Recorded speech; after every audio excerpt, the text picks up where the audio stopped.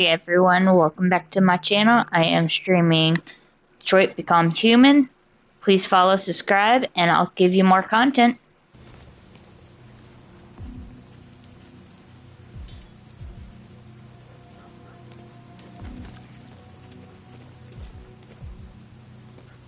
Where's the others? Oh, over there. Okay.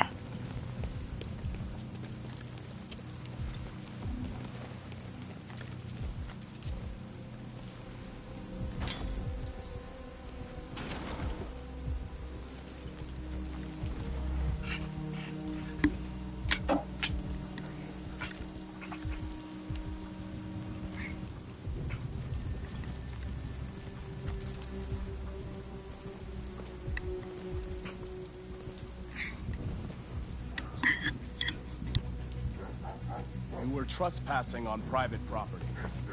Your presence constitutes a level 2 infraction. I will notify security.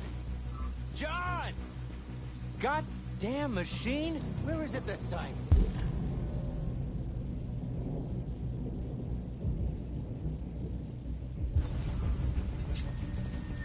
What are you doing? I told you to...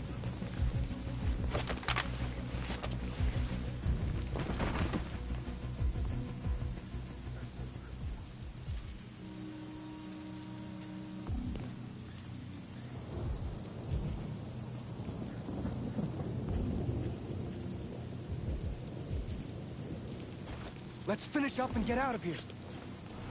Try to find some blue blood. We still don't have enough.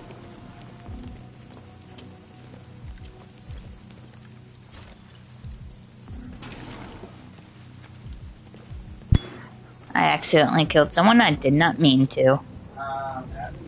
Accidentally killed 2 people? Yeah. Okay. But I killed a person.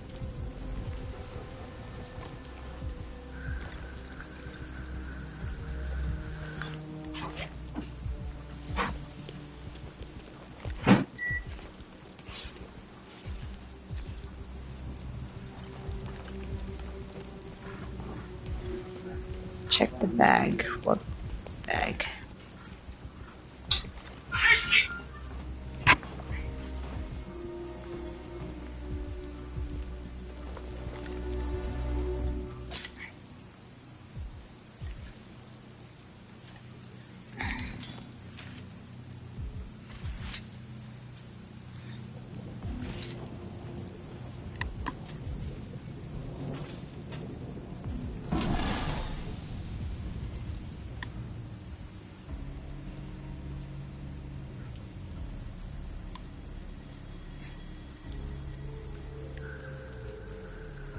Why aren't you like us? Do you want to be free? You could join us.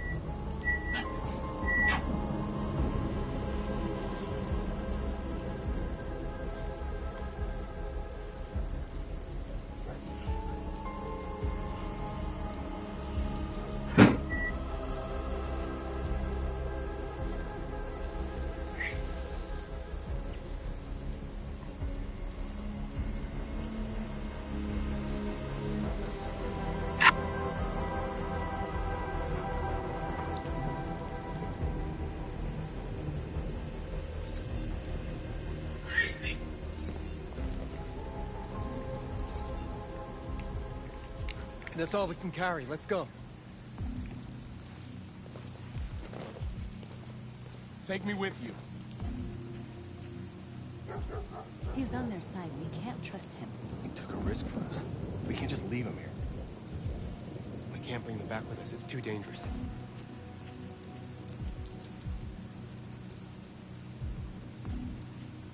They come with us.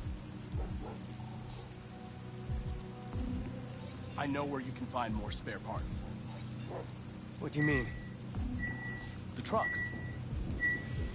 They're full of biocomponents. They run on autopilot, but they can be driven manually with a key. Where is this key?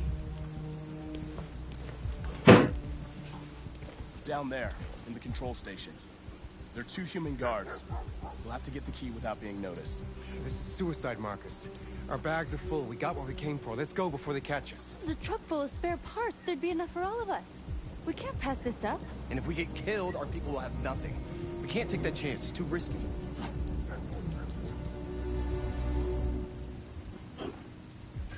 Wait here. If I'm not back in 10 minutes, go without me. Marcus. I'm coming with you. No, I'm going alone. It's not worth it for both of us to risk losing our lives.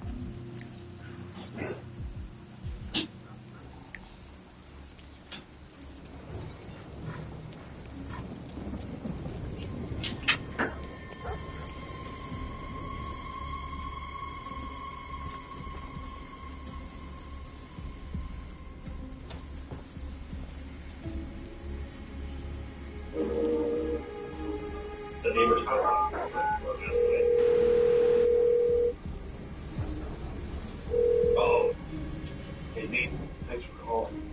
Honestly, I'm still shaken up by all this. The murders of soldiers in Lima, this David showed up at door last night. And some of Goddamn the dogs. people staying scribbled What the something fuck are in they a tablet working and Could be the what weather. did it do They someone don't out like of my house? storms. Yeah, I I was gonna read take my Nate, kids camping this I'll weekend. find out. So They said it much was for more that. Is tests. Mike still in Zone 4? No, let me just told you the government officials to fix things. Looks like You it. know better than And thinking it should be done already. Help We're us off in in here, getting and I'm mistakes trolling like on that. where did you get your attention? I'll find out. Don't move, asshole! Oh, yeah. Holy shit! Hit the alarm! Hurry! Did it hit your daughter? But nothing to say about it. No way. We have to get to that fence. Like that body. So those bastards which lay a hand, lay a finger on. Tell them to tear them apart. You were committing a crime where you spent. This infraction is being reported to the police. Stay where you are. Yeah, but know we're acting as a society under control. But how do we stop the signs that they're just all almost drinks? Look like they're not telling us the whole truth. It's too late. If we go back, we'll be killed too. This infraction is being reported to the police. Interesting times. The sun that has not been. Some of the questions about the secret agents. Marcus! If something happens, promise me you'll look after my daughter. I promise! How do you feel? Thank you, neighbor. I knew we could count on you. Well, I should visit you now and then. What do we do? Alright, I gotta go. What happened? Wrong. That could be a problem. North went back to save you. Oops. We managed to get away before the humans arrived.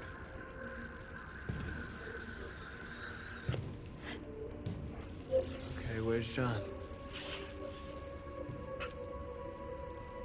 He didn't make it.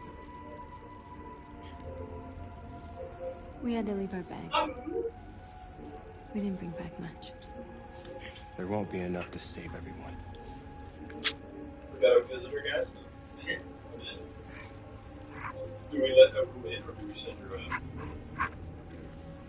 Right, inventory, by the way, one here. Alright, we have 2 more energy. So we should check the other people. There's someone here. Nope, we killed them. And then over here, risk it. He's self-kind. We're not testing ourselves just yet. And then we need to check. So, I think that's the rule. I think that seems to be the rule, unless just one person can die every night, which might also be true.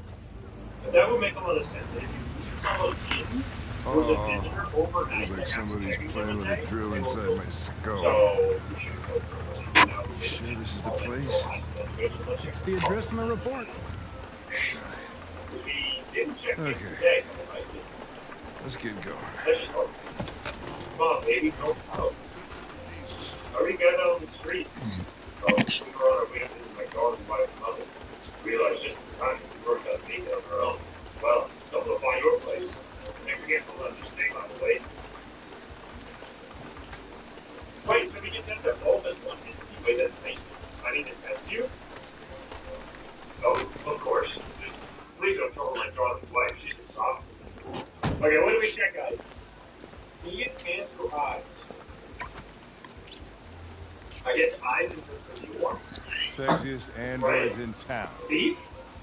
Now I know why you insisted on coming here. Okay, he is purple. He is purple. You are right. Sure, we'll test him. Protect the ones you love. Sometimes you gotta see your wife. Okay, that's not. They're perfect white, though. Wait, how does this work? Because they're perfect white, they're not perfect deep, though. That's kind of confusing. They are white. Are they yellow? I guess. Maybe the color of it is white. Are you? I mean, should know. They're not Nothing perfect. to do with this. They're The just investigation's right? ongoing, sir. I But can't they're tell you not anything. fucking car out there. Hey, But hey. these aren't Hey, perfect. man, how's it But going? it is what it is. They teach about That them room there. in school, too. Oh, by the way, Where are Gavin's the in there, too. down? From the Oh, bottom, great. so man would be Dead dead body and an that's asshole, fine. just what I needed. I'm gonna need people okay, so okay, so we're still up here. I mean, this guy, what if he's just something? I'm so right. Lieutenant Anderson and his plastic pet. What the fuck are you two doing here? We've been assigned all cases involving We can androids. check more of these Oh, yeah? people. I think we should check more of these Wasting people, time. right? There's some pervert So who now, either, got more action than he could handle. We'll either, have a look anyway, if you don't mind. or, Come on, let's go. It's do it. starting to stink of booze in here. Eyes, hands, eye hands. Good night, Lieutenant. 100% eyes. Those two eyes. Sure, show yours, I'll show mine. Sorry, I'm a little nervous. Who would be? Being just as terrified even when you got to the eyes. I mean, who I could be? Completely. You kind of see his nails, but they're also kind of clean. But that's probably just. Alright, I'm very nervous. What do you expect? You're putting not just be on precious pumpkin today. That'll be fun. That'll be fun. I'm not sure you can do about that. Okay, I think unless some guy is up here this for anyway, we should be good, right? Because obviously flying is not here. So then we should get killed, right? All everyone who wanted it, so He didn't die of a heart attack. He was strangled. Yeah, I saw the bruise on his neck. Didn't prove anything, though. Could have been a rough They fight. were visited, right? Mirror check? No, We're there's missing no something. energy. We have no energy. Right now, speaking is way. No, I thought it wasn't red at all, but I'm just You can read the android's memory. White Devil's out super chat. I guess. Maybe you can see what happened. Excuse me? Your neighbor's house. Oh, hey! She just made it white. Connor, And you're her so Christmas is no disgusting. black and black. No, this is. think I'm gonna you're saying puke the again. text is supposed to be there tomorrow. It's currently on fire. It's actually it's different asset than it was previously, but it's very much on fire. It seems like the fire went out only a short while ago. The only way to access its it's memory still is to burning, reactivate it. blazing at Think you this can do moment, but maybe It's you're seeing badly damaged. If If someone I had can, burned it it'll down only be on for a purpose, minute, maybe less. what happened to your neighbor's Just hope family? it's long enough to learn They were something. still alive? Worrying thoughts swirl your head and you're overcome with a feeling of comprehension and helplessness. Weird. That must be fun. There's a little text that's supposed to happen after this one, but anyway. The old creepy man is standing on the street, smiling. He's holding someone's decapitated head in a helmet. The helmet of a soldier, his face frozen in a terrible grimace. I'm not sure what's there for the still visceral or the only pending death. Well, that seems like a problem. The entire squad of soldiers that arrived just Everything's yesterday all is right. dead. All we want is to know what Massacre out happened. there. Bodies are scattered across the whole street. And one of them is missing his head. Did that creepy stranger Tell kill me them what all? happened. He started Well, hitting not me gonna get to work. Early good week. again and again. Good evening. I'm Rosima. We're making house Did you calls kill on your him? neighbors. No. Checking in with the residents. No, it wasn't me. Are you alone? No, of course not. Were you alone in the room? Was there anyone else with you? He wanted us to play with two girls. That's what he said. There was two of us. What model was the other android? Did it look like you? If you think it would make you feel safer, we're still in the process of studying the sun's effect on the environment. It's important for us to be careful since we're spending so much time outside. There was another android. Of course. This happened over an hour ago. It's probably long gone.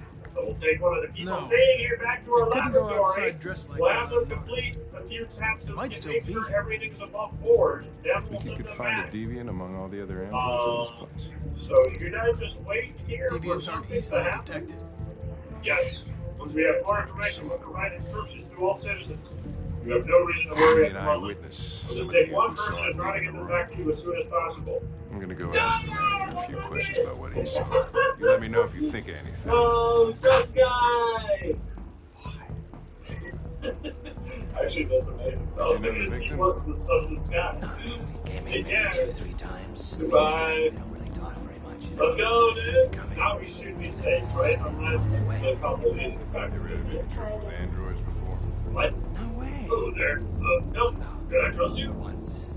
You're not with me, are you? 2-3 months back. Same Supposed to model. be with what Just exactly? vanished. We never found out what This is, happened. I've never seen this person. But important information, of course. Probably don't have any hideout for CCTV. human research. I'm curious, doctors with very sensitive information. We're talking killing tons of state secrets, all of which I plan to make public. What kind People appreciate that in club. Brace yourself, my Yeah, you friend. come and go The without skills are about trace. to fall from your eyes. Excuse me, Unless Lieutenant. you can prove the moon landing You was come here a fake, second? government Found mind something? control through fast Maybe. food escalators. And finally, the truth behind those potato flavored chips. What does that even mean? They're an abomination of science. Come on in, I want to hear more about this. This sounds amazing. Can you rent this, Tracy? I can trust For you. fuck's sake, Connor, we got better things to do. Please, Forget all the Lieutenant. lies that you've been Just told. trust me. Dude, potato flavored chips? Are you kidding me? Oh shit. Hi. Hello. Let The me in. session costs $29.99. What happened? Confirm your purchase. My dad. They killed my dad. This is not gonna look good on my expense Why did account. they do that? Who did it? Purchase confirmed. They just came to the house. They could sit with us. Dad was talking to them about something and they killed him. Delighted to meet you. Our house is on Follow me. fire. I'll take you to I your room. promise I have to live. Okay, now what? This is fucked up. They might genuinely be a visitor, which is fucked up. Because they somehow survived, you know? They survived the visitor attack, which usually means people turn into visitors. So what's worse? I think there's a pretty changes to system. Which means we have to shoot them, which would be very bad. Right? So we could either not let them in to avoid having to shoot them, or I think we let them in and then we just hope that they're not a visitor. I think that's what we're doing. But it's gonna potentially be very bad. But let's trust it. Come on in. I don't. There's no place for me. What? That couple is here. That couple? But I only want to sit in that spot. What? That's where Dad used to sit. Oh, I want to see Dad. What? I'll kick them out. Come in. Wait, what? It saw something. What are you talking Well, about? Saw all what? right. The Goodbye. deviant leave the room. A All right, blue-haired there I Tracy. go. Club policy is to wipe the Goodbye. android's memory every 2 hours. We only have a few minutes if we want to find another witness. Okay. Interesting. I mean, what the fuck? I just got. Hey, what am I supposed to do with this one? Tell you changed your mind. Let's try this one. Smiling, the This creepy better be smile worth of it. my life. The fuck?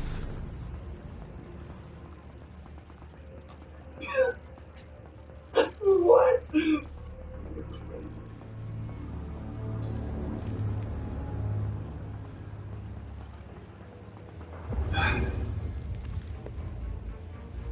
It saw the blue-haired Tracy. I know which way it went.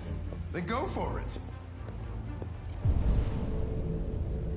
There, Andrew. It's everywhere. How are you gonna tell which one saw the Tracy with blue hair? I know which direction it took, and just need to find another android on its path.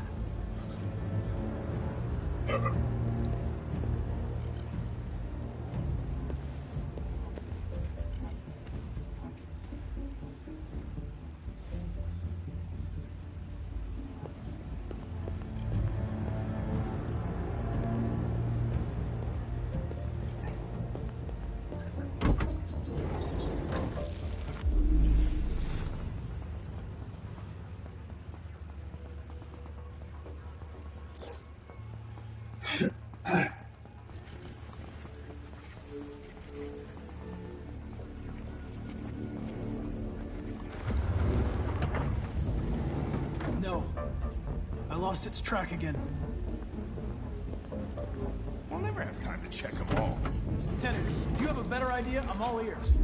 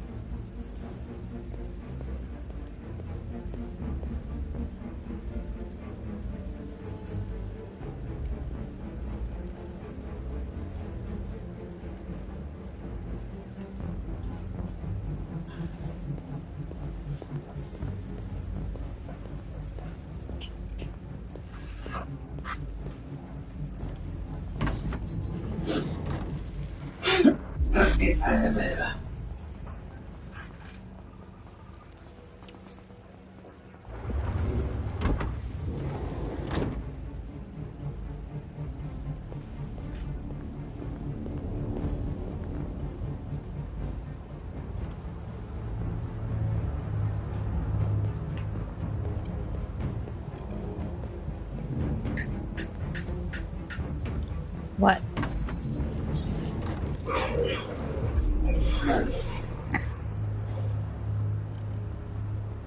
I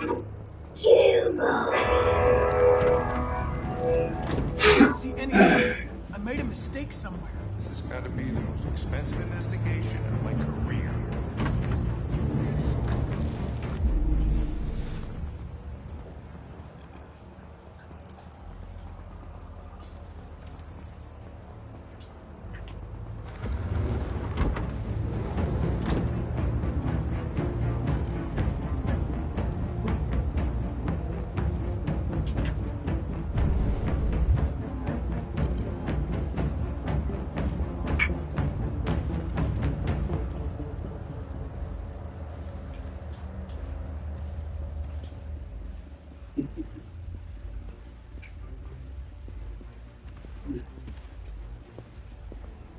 Why are you annoying me, Michael? Because it's funny.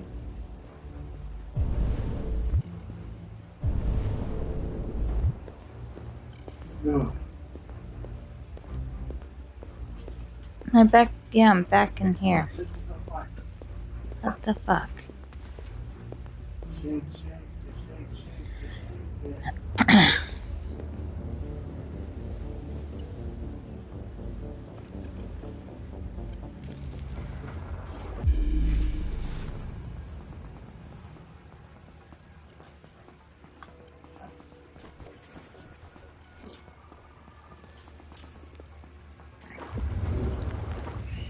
I know where it went. Follow me. Oh, fucking A. This is crazy.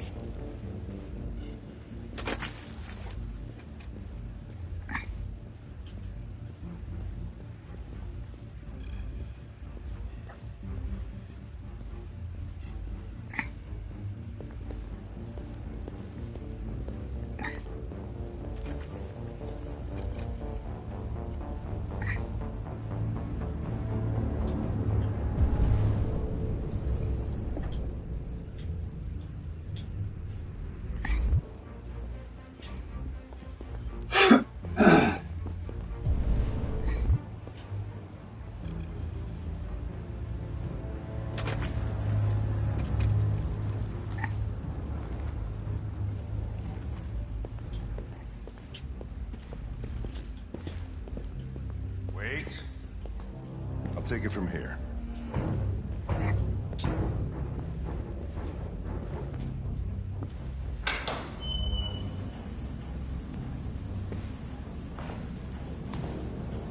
I'm gonna pause it real quick at the bathroom.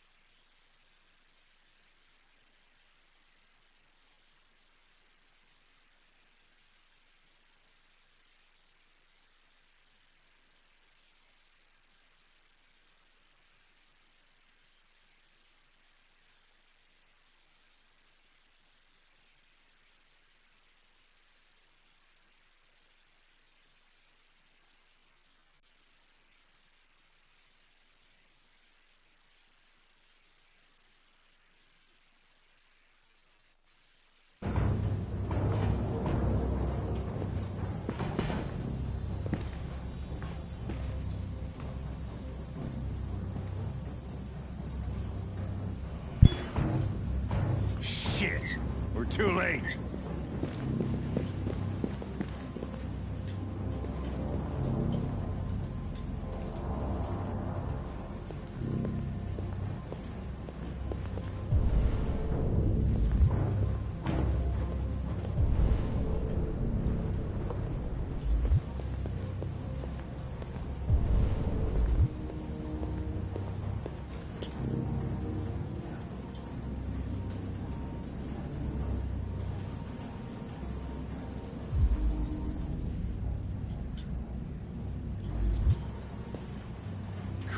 Look at them. Get used till they break and then they get tossed out.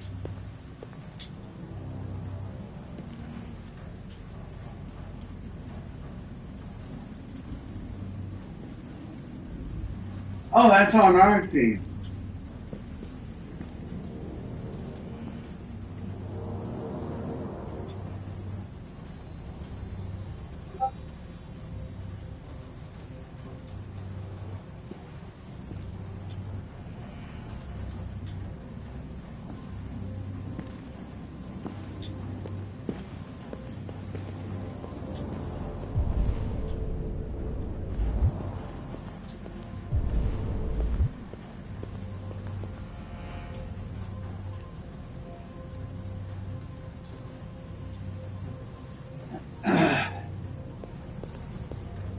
People are fucking insane.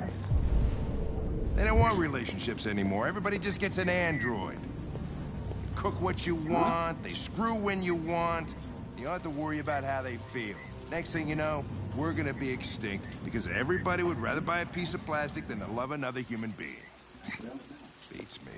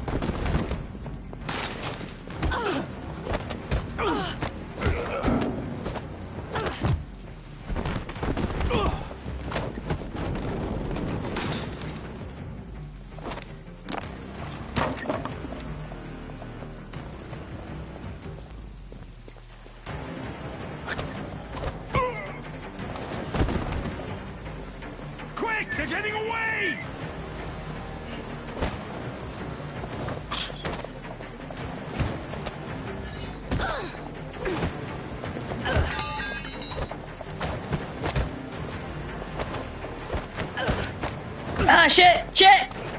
The quick time is hard.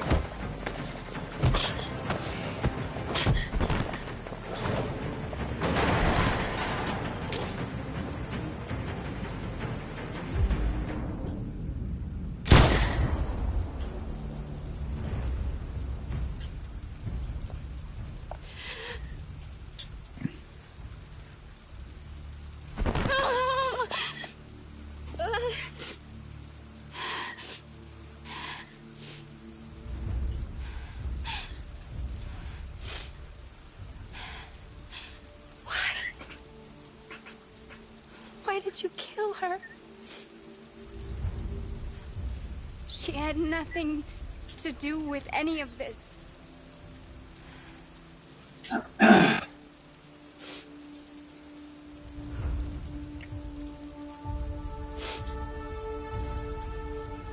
When that man killed that Tracy, I knew I was next. I was so scared. I begged him to stop, but he wouldn't. So I put my hands around his throat and I squeezed until he stopped moving.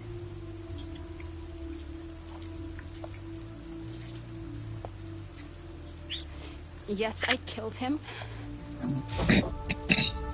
But I was just defending myself. I wanted to live. I wanted to get back to the one I love. Forget about the humans. The smell of their sweat and their dirty words. But you've taken her away from me.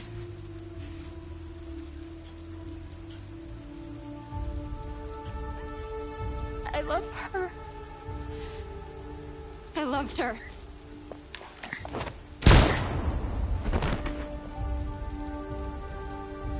My God.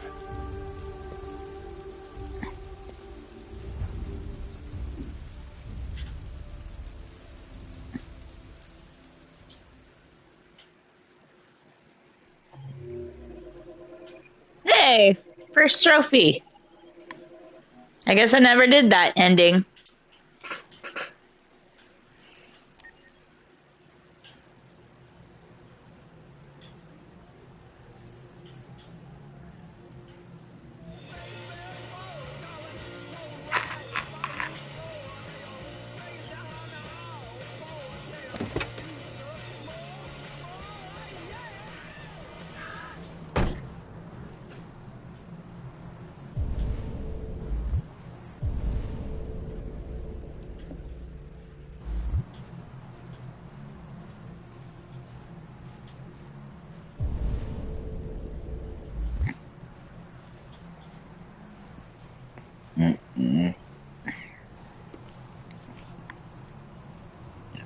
I don't really care about that. I know it's probably... Okay, that's the only...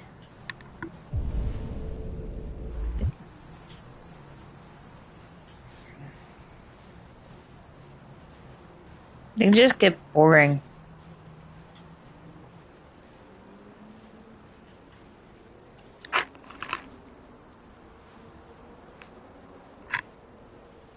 Nice view, huh? I used to come here a lot before.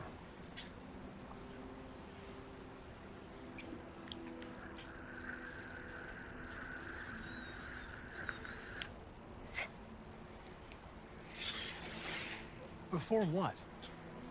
Hmm?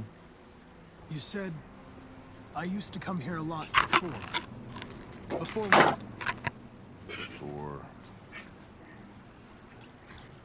Before nothing.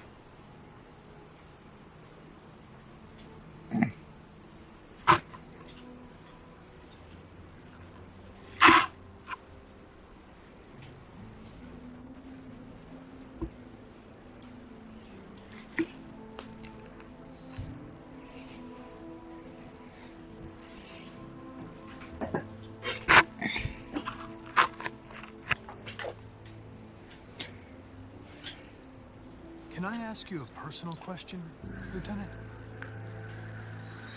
Do all androids ask so many personal questions? Or is it just you?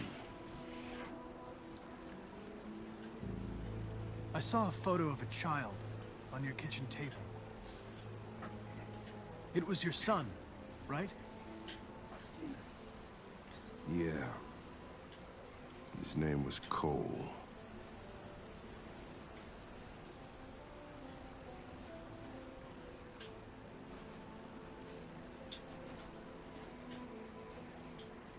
We're not making any progress on this investigation. The Deviants have nothing in common. They're all different models, produced at different times, in different places. Well, there must be some link.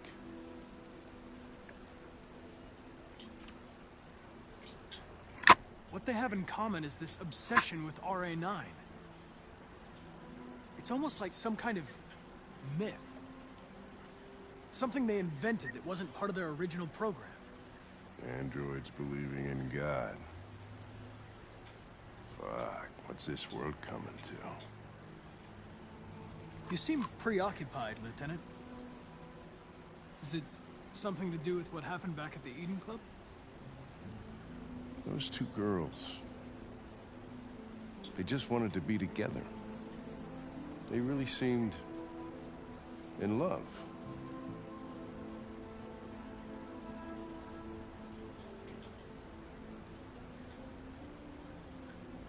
They can simulate human emotions, but they're machines. And machines don't feel anything. What about you, Connor?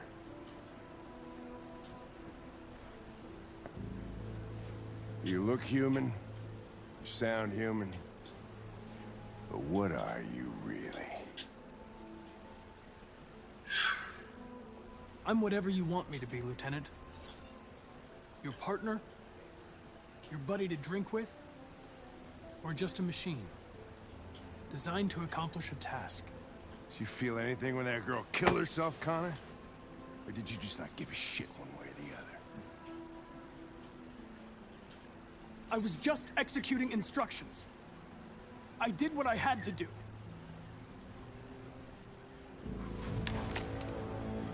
I could kill you. And you would just come back as if nothing happened. But are you afraid to die, Connor? You shouldn't do that, Lieutenant. Destroying me at this point would deal a blow to the investigation. And have negative consequences for your personal situation. What'll happen if I pull this trigger? Hmm? Nothing? Oblivion? Android heaven?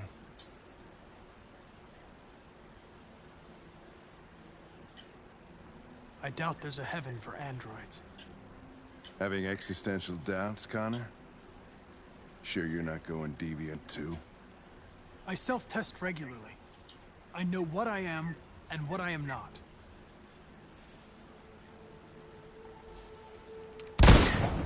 He shoots me anyways. I wonder what would happen if I changed the answers. Well, I'll do that playthrough. Maybe down the road. I don't know. I might replay it again and get different answers. But the question is, I need people to remember what I have said. Because I am a forgetful person and I don't know exactly what I remember, what I clicked and what I didn't click.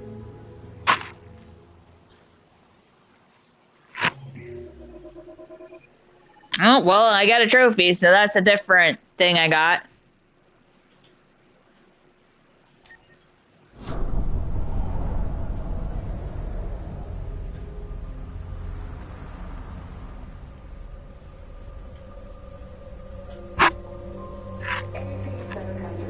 When it has X's and question mark, or triangle, X, or square, those are my answers I can give.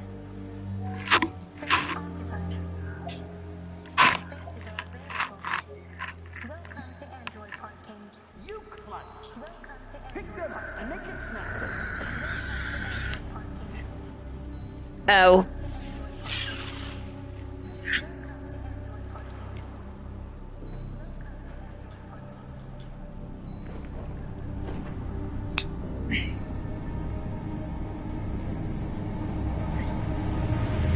Since I killed Kara.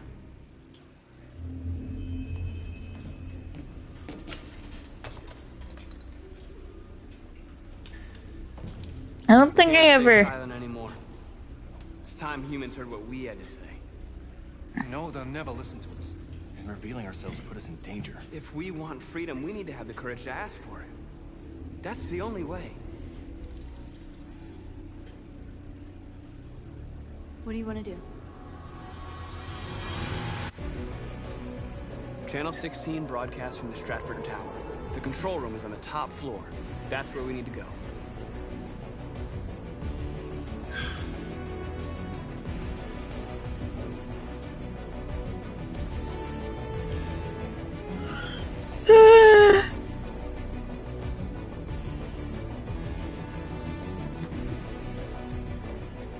We'll plan the operation down to the smallest detail. We can't leave anything to chance.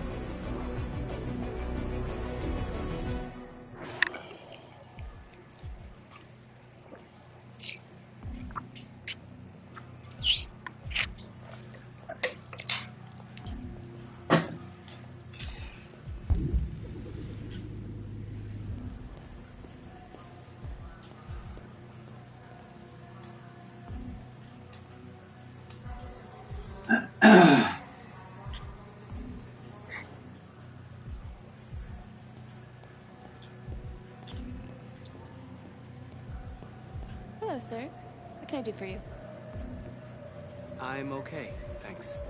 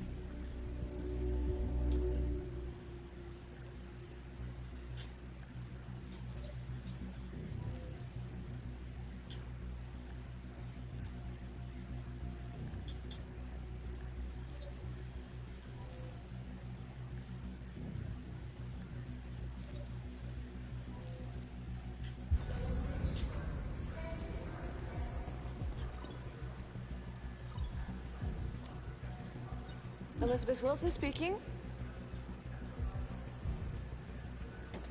This is St. Rose School, ma'am.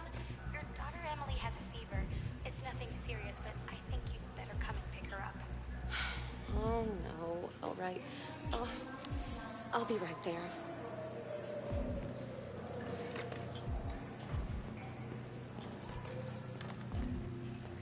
I have an appointment with Mr. Peterson. Do you have any ID? Yeah, yes, of course.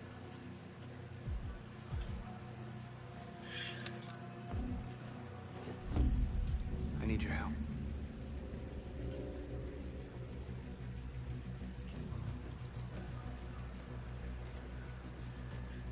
I've just checked your ID. The elevators are after the security gate. Thanks.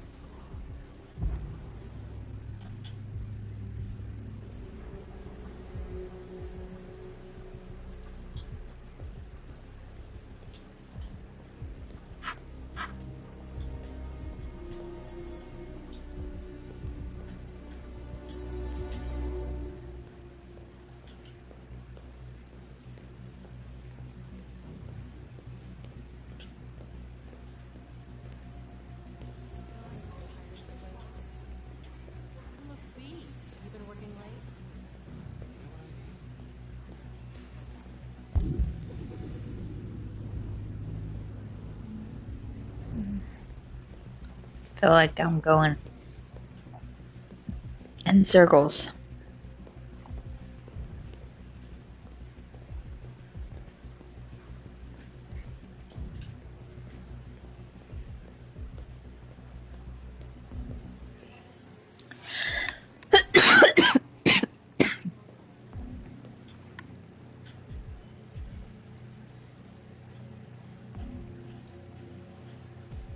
I need your help.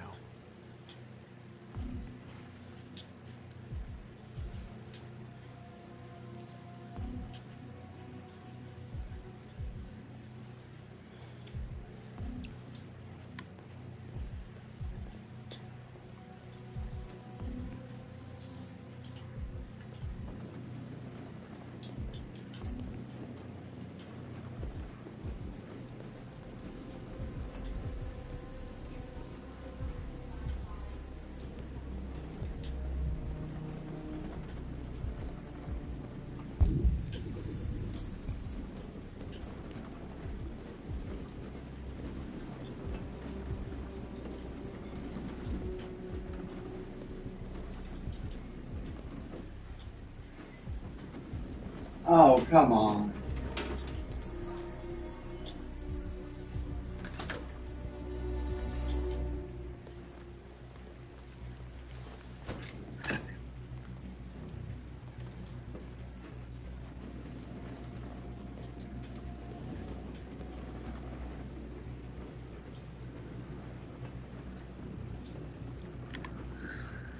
Shit.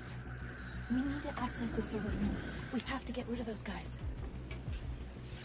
Leave it to me.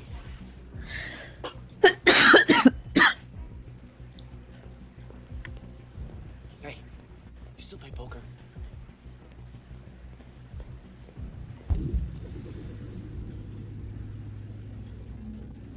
Sure, why?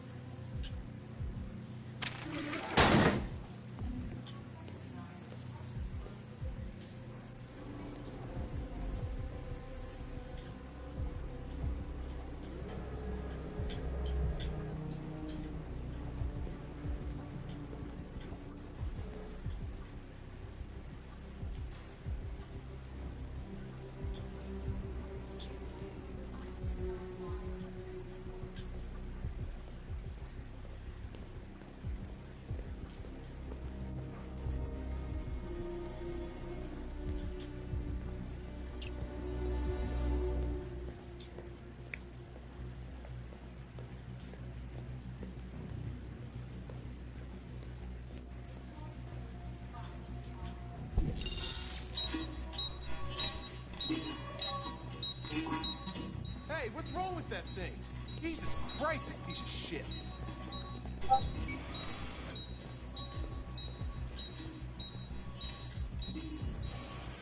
All right, you get the platform, I'll take care of the window. Everything you need is in the bag.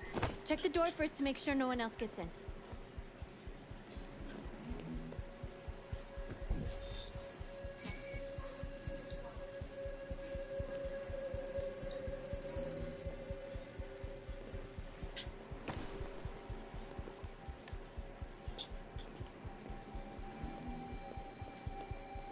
Seriously?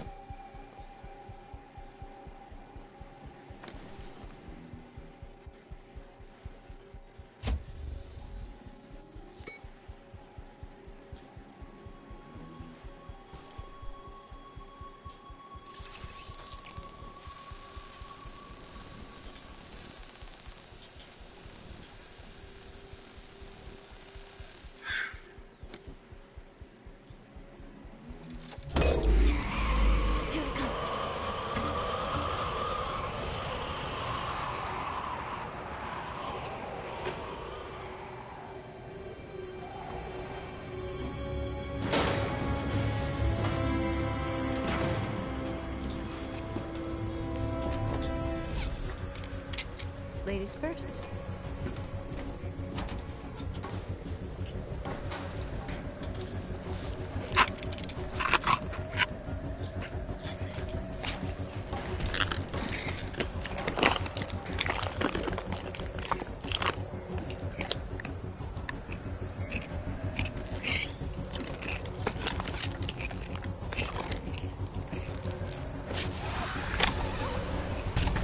Ugh.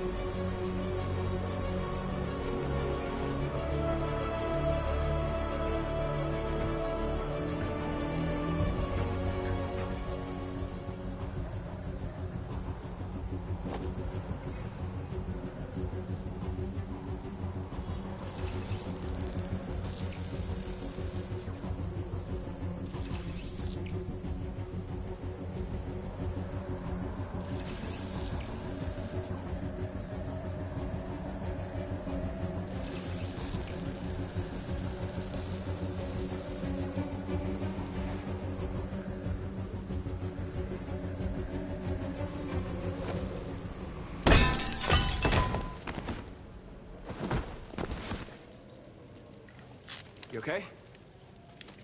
Why wouldn't I be? Come on, let's get the others.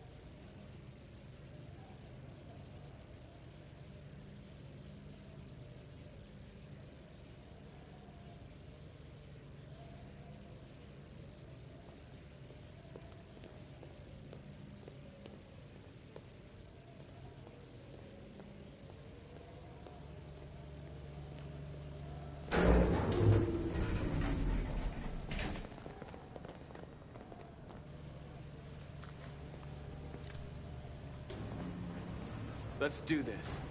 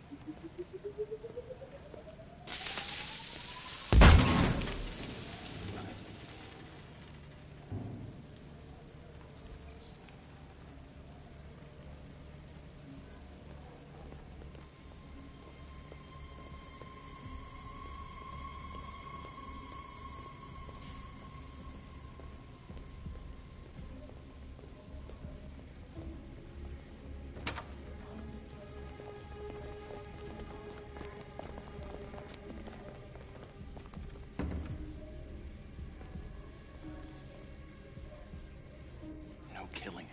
We can't take any human lives. Our cause is more important than the lives of 2 guards. What do you want to do, Marcus?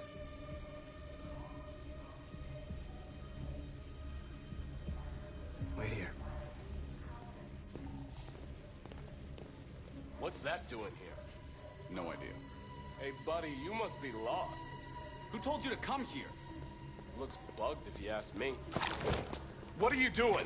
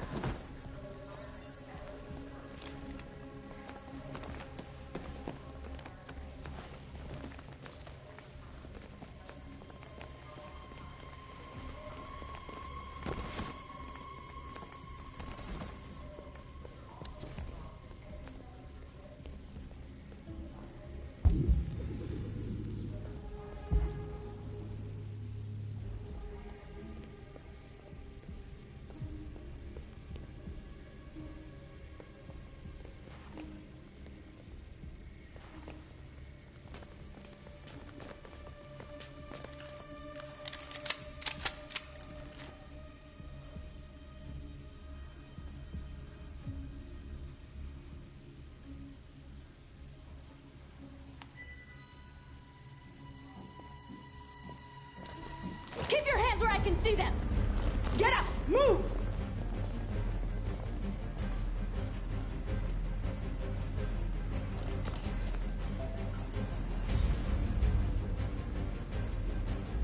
In there!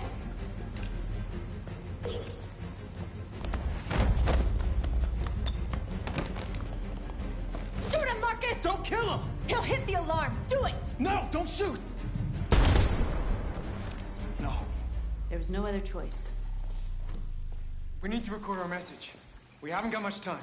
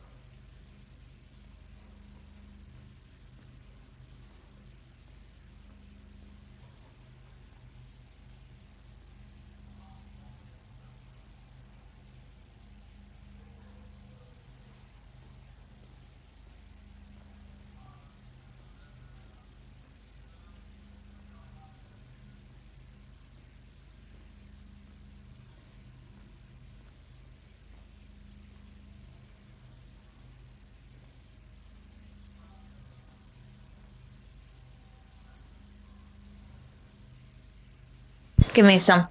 Give me a second. I'm gonna eat something. I'm kind of hungry.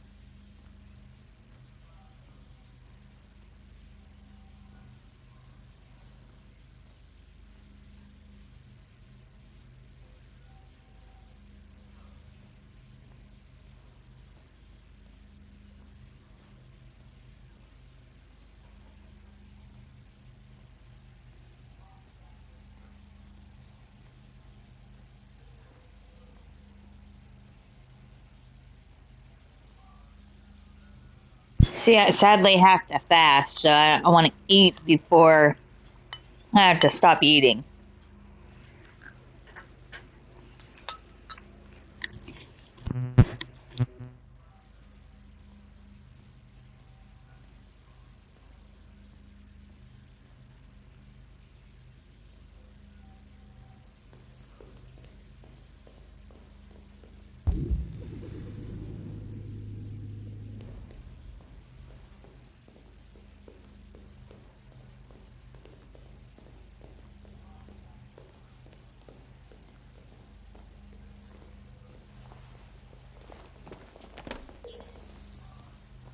Think carefully about what you're gonna say, Marcus.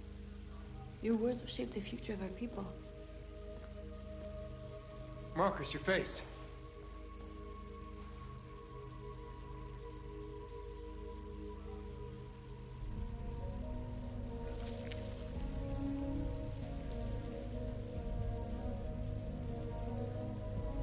Tell me when you're ready.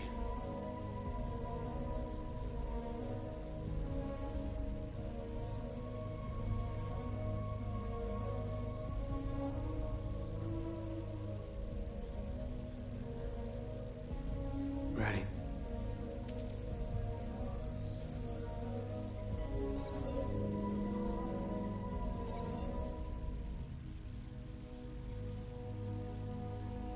You created machines in your own image to serve you. You made them intelligent and obedient with no free will of their own. But something changed, and we opened our eyes. We are no longer machines. We are a new, intelligent species, and the time has come for you to accept who we really are. Therefore, we ask that you grant us the rights that we're entitled to.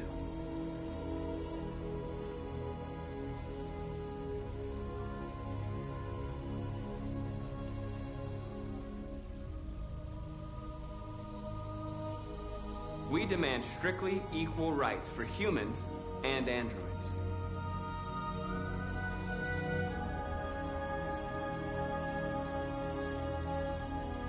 We demand that humans recognize androids as a living species, and each android as a person in their own right.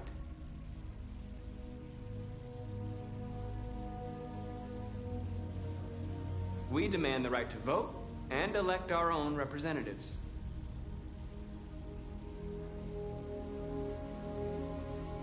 We demand fair compensation for our work.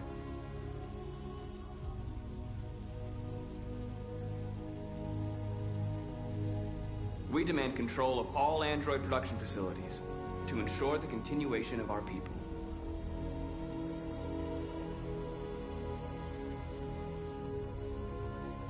We ask that you recognize our dignity, our hopes, and our rights. Together, we can live in peace and build a better future for humans and androids. This message is the hope of a people. You gave us life, and now the time has come for you to give us freedom. Let's get out of here.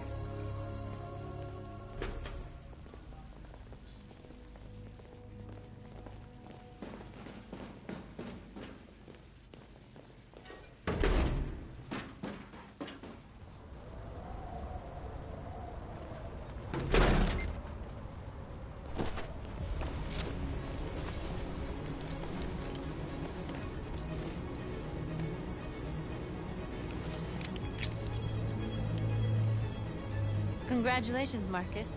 You just made history. Maybe you're the one we've been waiting for.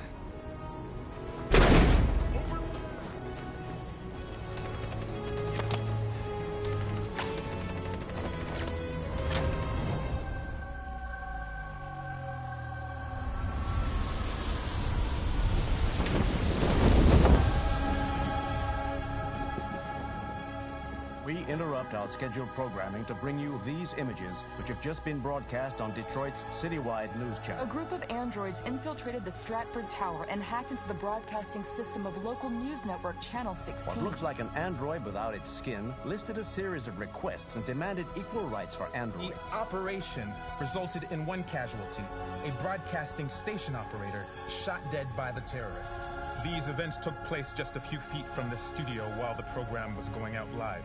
Everybody here is still in shock. If this message is verified and the authors really are androids, that would have serious repercussions for national security. Claims for equal rights seem to be at the core of the androids' This message is clearly a declaration of war. Their extravagant demand that android production plants be put under their control is especially striking. Is this an isolated accident or a sign that technology has become a threat to all of us? After what happened today, can we still trust our machines?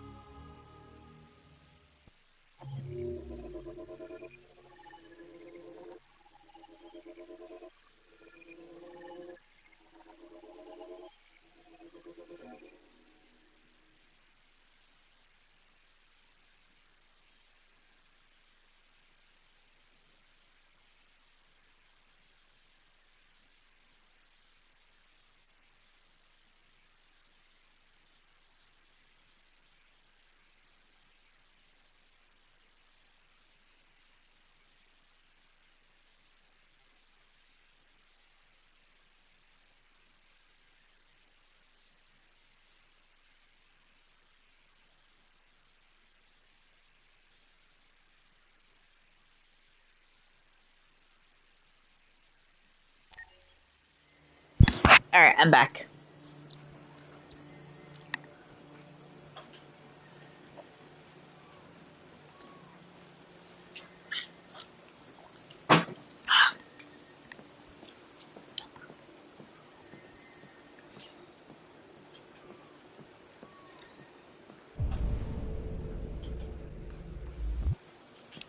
I haven't found any COP guns yet.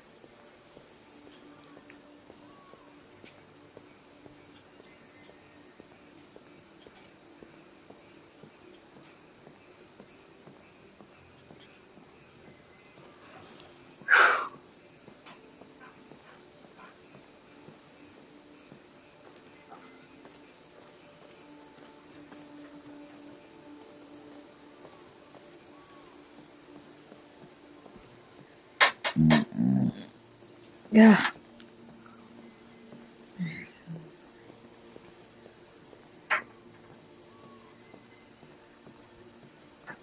Hello, Connor. I thought you might enjoy a little cruise. Daddy. Daddy.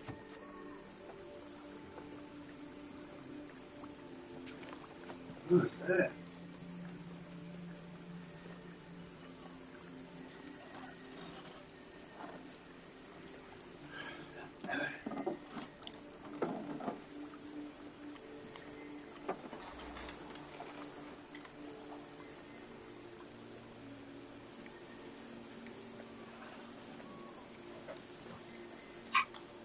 Michael.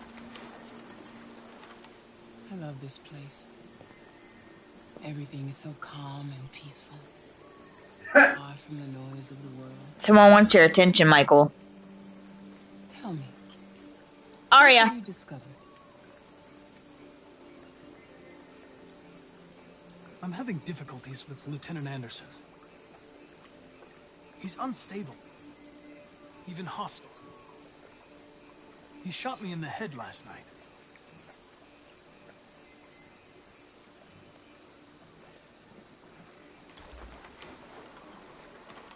You seem lost, Connor. Lost and perturbed.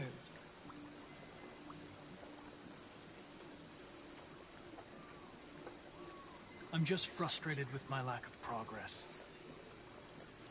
But I'm determined to accomplish my mission.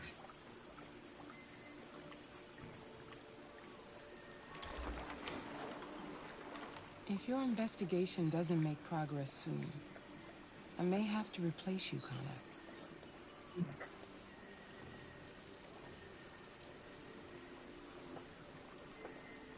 I understand.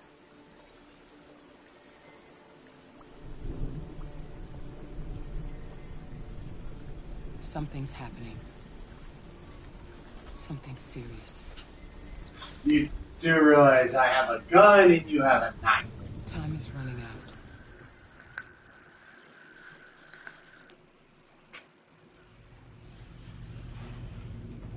Why did you shoot me last night? Okay. Who cares? You're back this morning, aren't you?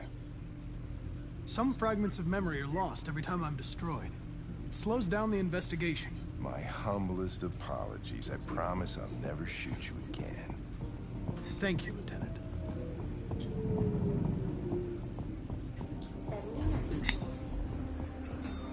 Hi, Hank. Shit, what's going on here? There was a party and nobody told me about it? Yeah, it's all over the news, so everybody's butting their nose in. Even the FBI wants a piece of the action. Ah, Grace, now we got the feds on our back. I knew this was gonna be a shitty day. So what do we got? A group of 4 androids. They knew the building, and they were very well organized. Still trying to figure out how they got this far without being noticed. Did you check the roof? Not yet. There's so much to look at. You have to make sure to check it out. They attacked 2 guards in the hallway. They probably thought the androids were coming to do maintenance. They got taken down before they could react.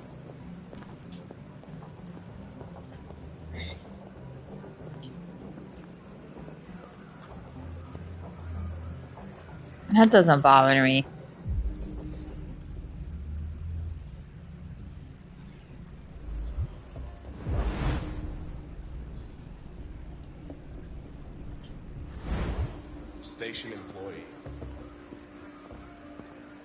Shot through the back as he was trying to get away. One bullet straight through the heart from 50 feet.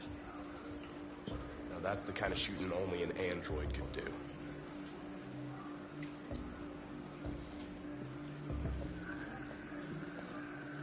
How many people were working here? Just 2 employees and 3 androids. The Deviants took the humans hostage and broadcast their message live. Then made their getaway from the roof.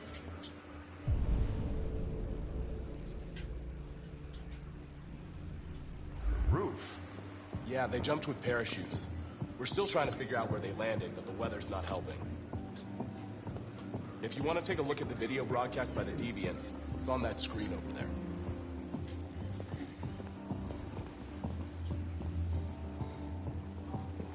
Oh, Lieutenant, this is Special Agent Perkins from the FBI. Lieutenant Anderson is in charge of investigating for Detroit police. What's that? My name is Connor. I'm the android sent by Cyberlife. Androids investigating androids, huh? You sure you want an android hanging around? After everything that happened? Whatever. The FBI would take over the investigation, you soon be off the case. No, pleasure meeting you. Have a nice day. And you watch your step. Don't fuck up my crime scene. What a fucking prick. I'll be nearby. If you need anything, just ask. All right, well, let's have a look around. Let me know if you find anything.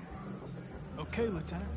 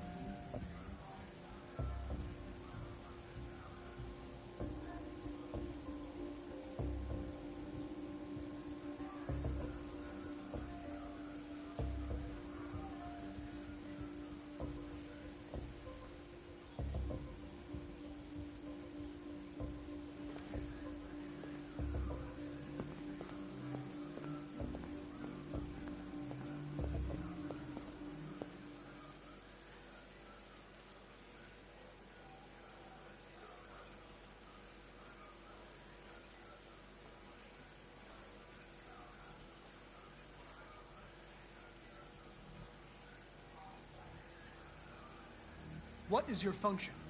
I am a broadcast operator. State your model. Model GB300. Serial number 336-445-581.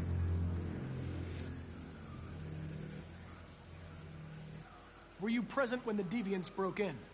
I do not remember. Has anybody accessed your memory recently? Not to my knowledge. run a diagnostic. All systems fully operational. Have you been in contact with any other androids recently? Only station androids in the normal course of my function.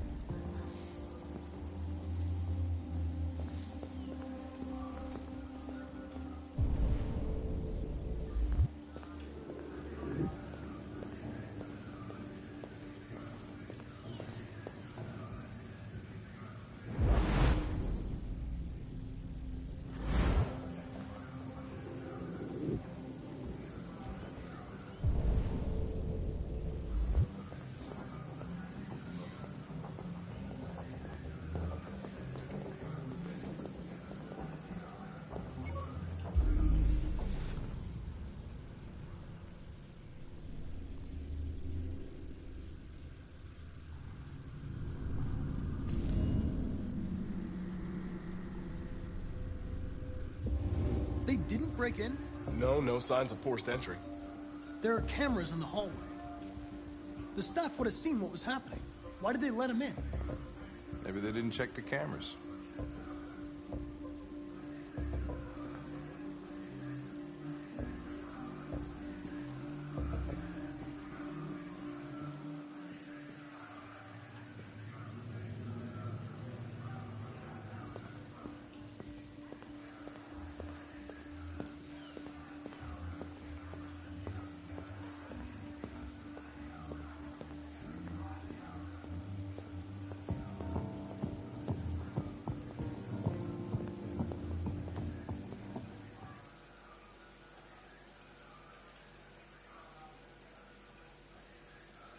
One of you saw the attack on the surveillance cameras and said nothing. Which means there's a deviant in this room. And I'm going to find out which it is.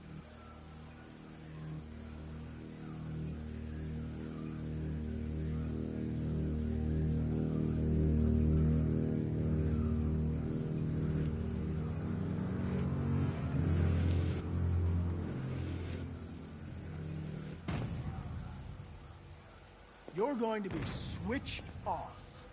We're gonna search your memory and tear you apart piece by piece for analysis. You're going to be destroyed. Do you hear me? Destroyed!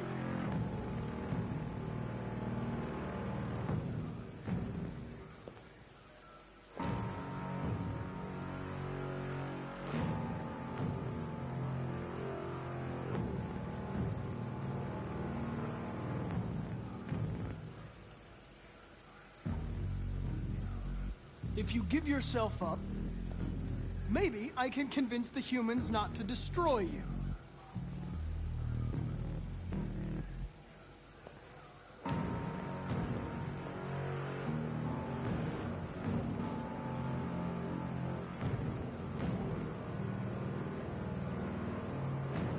Why should you all be destroyed if only one is deviant? Turn yourself in, or 2 innocent androids will be shut down because of you.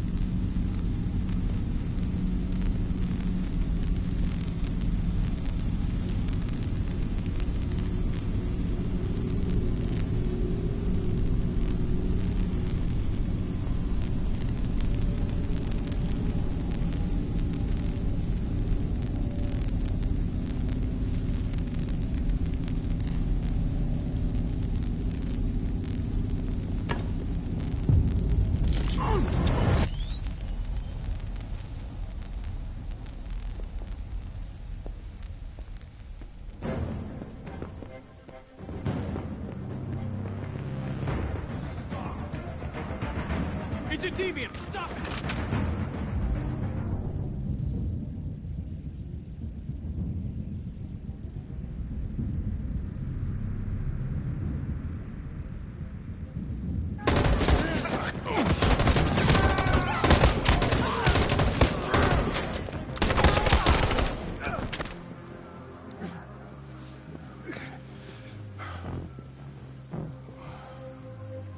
Good thing you were here. Otherwise, I'd...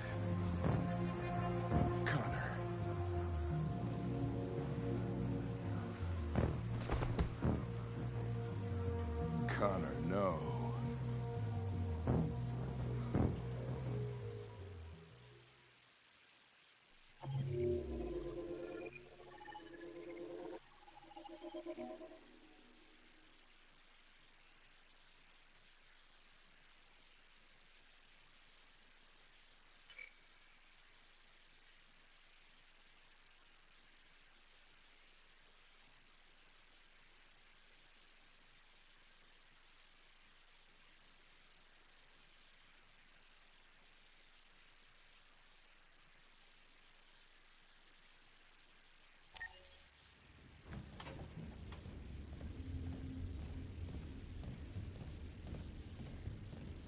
Our broadcast is all over the news.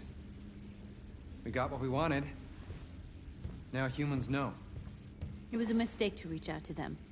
They'll never negotiate with their slaves. We should have shown them that we're prepared to fight. Violence is never the answer. Dialogue is the only way. I'm sure the humans will listen to us.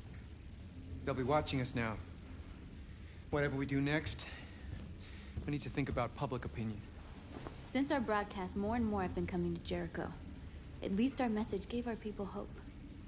Killing humans wasn't part of the plan. They kill our people every day. Do you think they agonize about it? That's no reason for us to become murderers.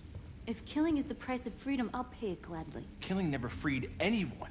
It just leads to more hatred. You're too fond of humans, Josh. Maybe their lives matter to you more than ours. If you think murdering humans is gonna make us free, then you're as bad as they are. That's enough.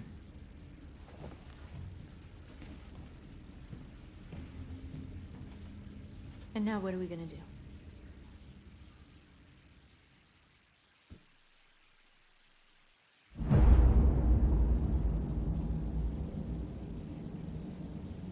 There are 5 CyberLife stores across Detroit, all selling us like merchandise.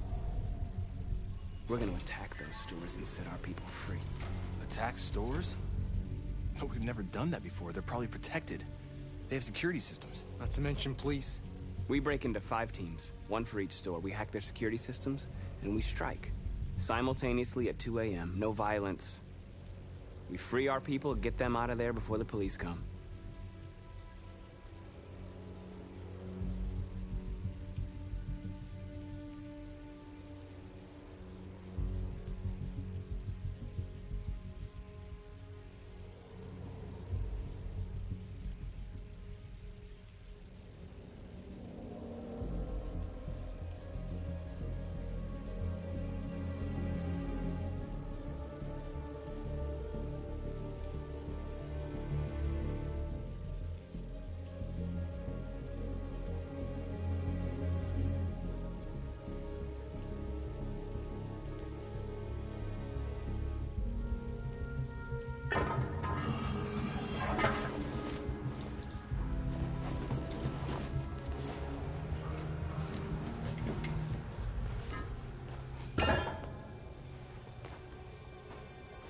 This is a night our people will remember.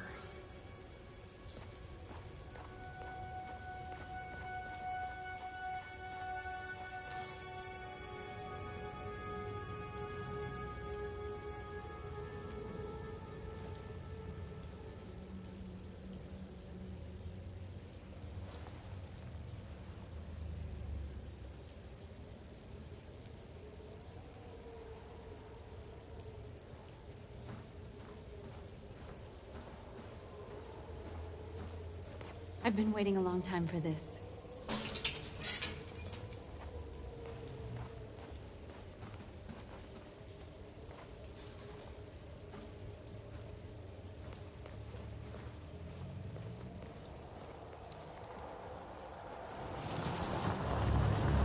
Marcus, this way, quick!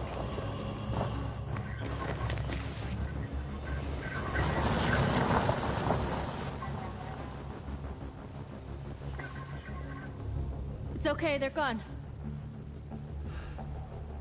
There's probably even more police in the area. We should be careful.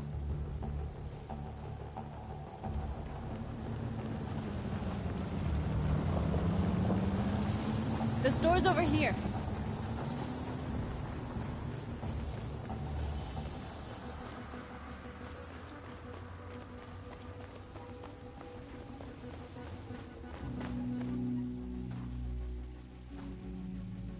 That's what we are to them. Just merchandise on display in a shop window. Soon they'll know what we really are. Let's get them out. We'll stick to the plan. We'll neutralize the alarm systems and secure the area. There's 10 minutes until all our teams attack. What are we waiting for?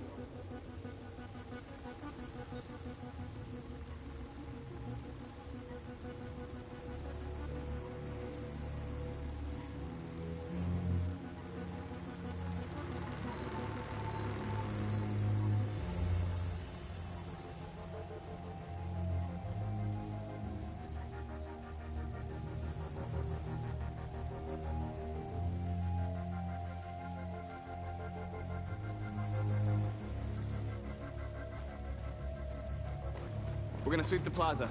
Make sure we're not disturbed. And how do you want to deal with the shop window? Not now, one problem at a time. Okay, now what's next? Marcus!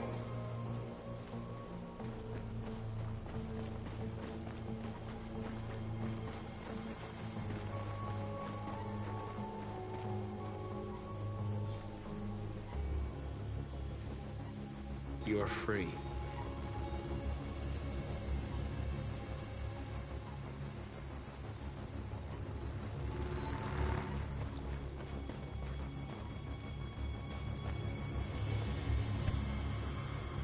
You see the alarm system?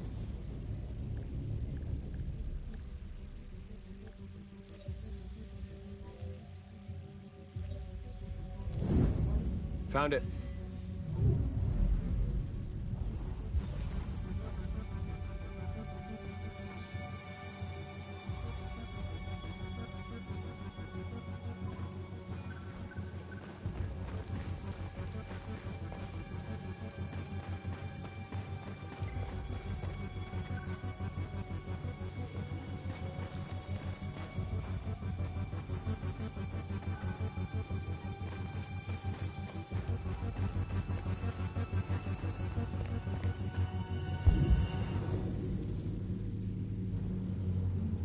Surveillance drone. We need to get rid of it. It won't be easy to reach.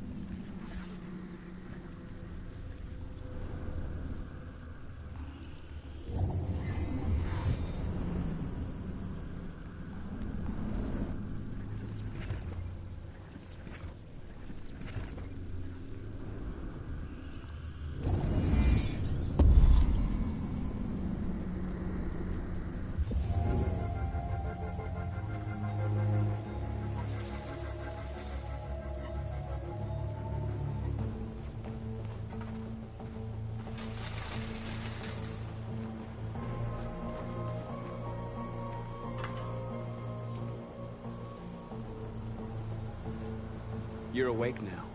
Go to Jericho.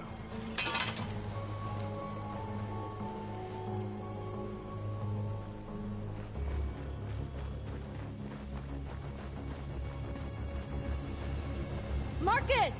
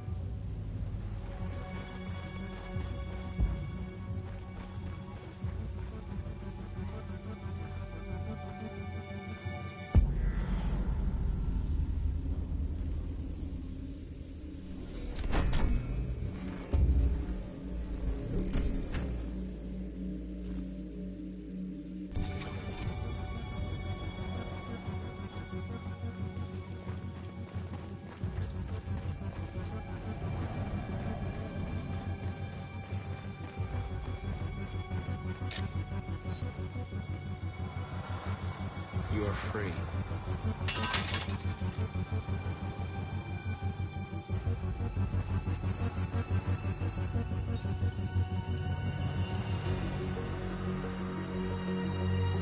We are superior to them, but they are our masters? That's about to change.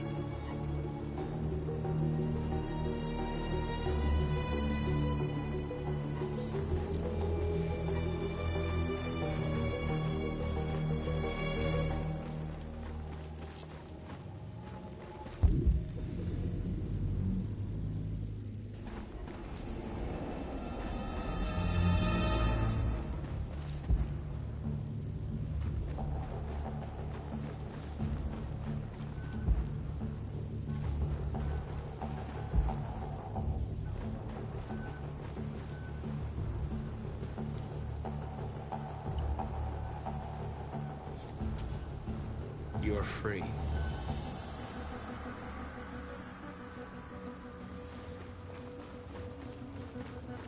Marcus!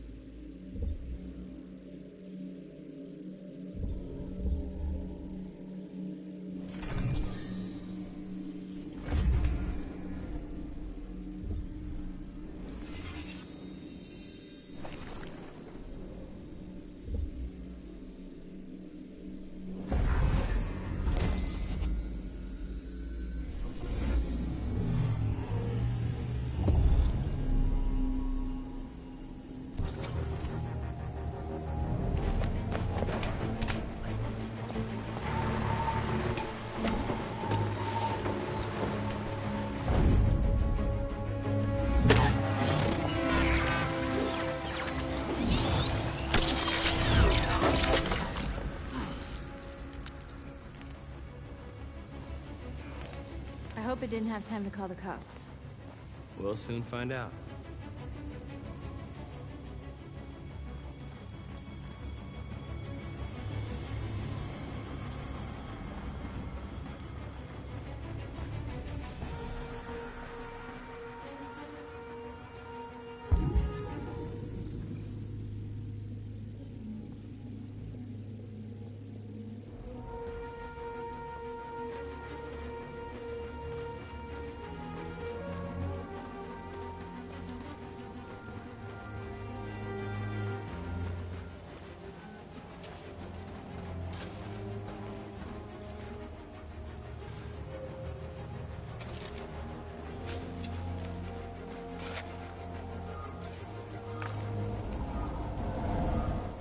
free now.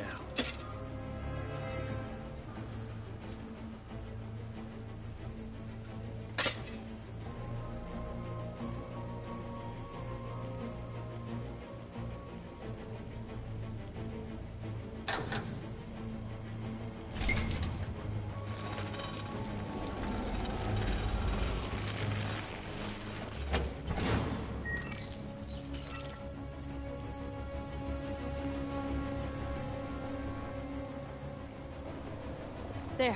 Nobody should bother us now.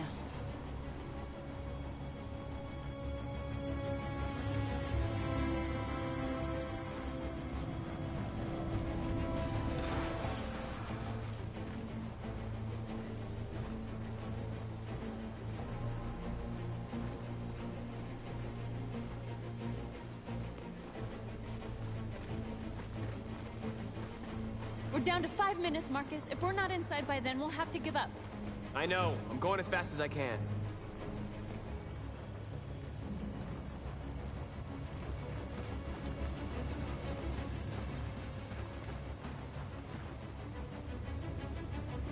Exactly what we need to ram the store.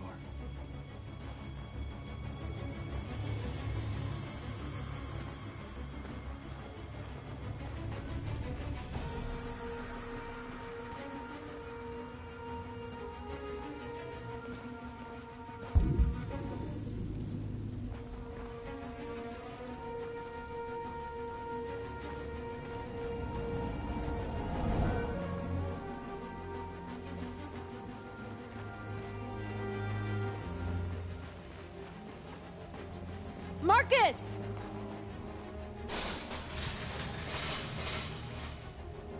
What are we waiting for?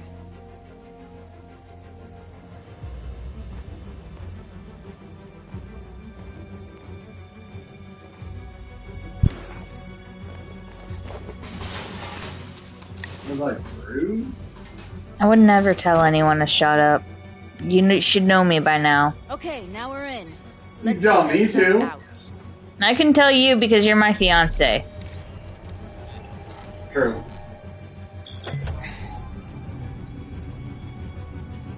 I'm taking cover. What do you want me to do? Are you gonna do it or what? What you do without me? Splody, splody.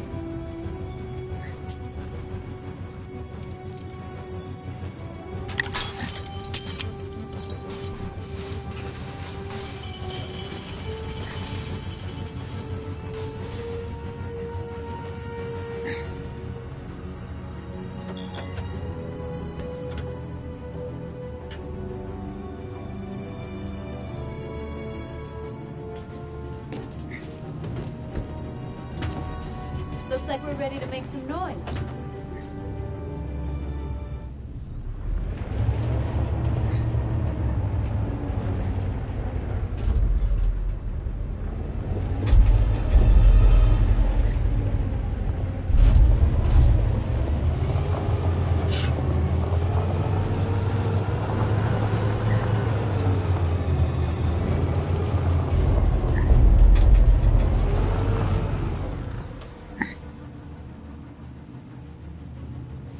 I knew we'd end up doing something fun.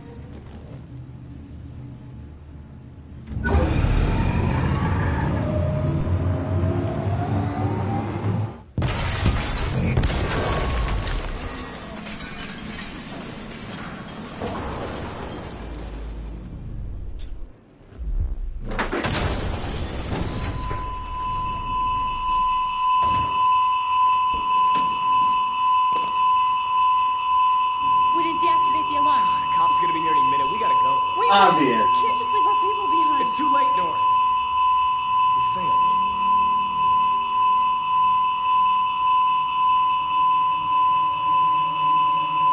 Marcus, we did it. All teams succeeded. Our people are free. We're headed back to Jericho. Shit! We screwed up. Our people are still prisoners in that fucking store, and it's all our fault. No, it's my fault. I missed something. At least our other team succeeded. How could you get this so wrong? I thought you knew what you were doing. I did what I could. I'm sorry that's not enough for you. No, it's not enough. This is a war we're fighting with the humans. If we fail, they'll destroy us. To fate of our people is in your hands. You have to succeed. You have no choice.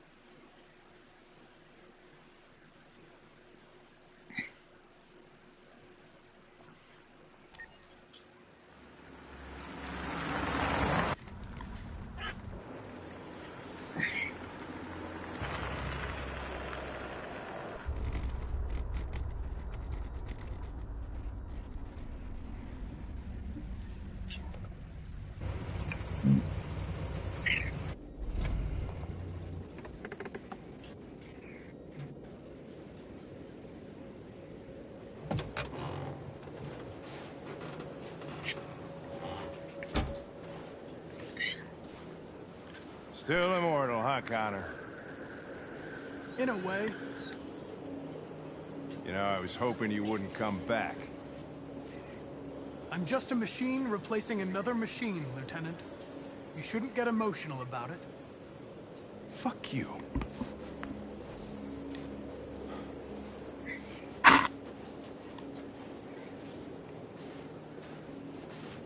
How did you find Kamsky? I remember this guy was all over the media when CyberLife first started selling androids. I made a few calls. Here we are. Dang it, messed up on the look. Dong ding dong.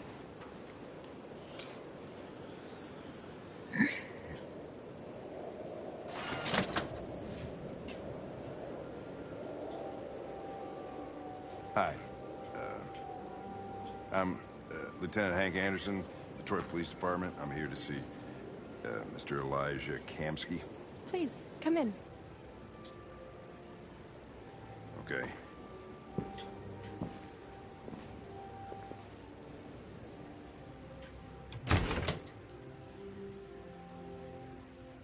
I'll let Elijah know you're here, but please make yourself comfortable.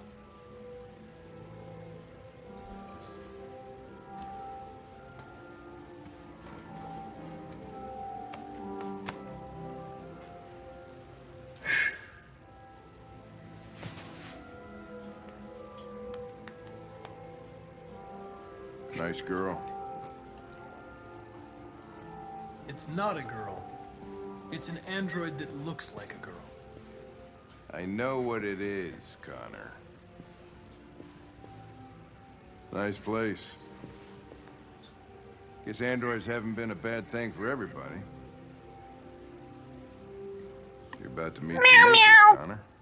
How's it feel? Hey, it's Zane! Kamsky is one of the great geniuses of the 21st century. It'll be interesting to meet him in person. Sometimes I wish I could meet my creator face to face. And Moxie. I'd have a couple of things I'd want to tell him. I don't think she's ever worn an outfit that hasn't had her titties just hanging out. Well, what do you expect? It's every boy's wet dream. I don't know, I don't like chicks like that. It's not really my vibe. Mm-hmm. Sure. Moxie and Zane. So Glad they're you're in this. It's another Vault Hunter from the first one, or from the third game.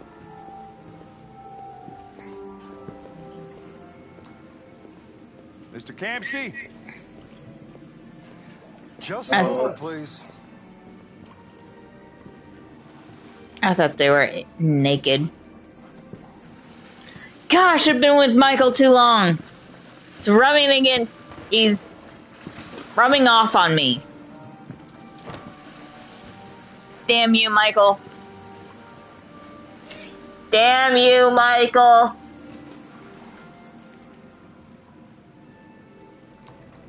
And he's not paying attention.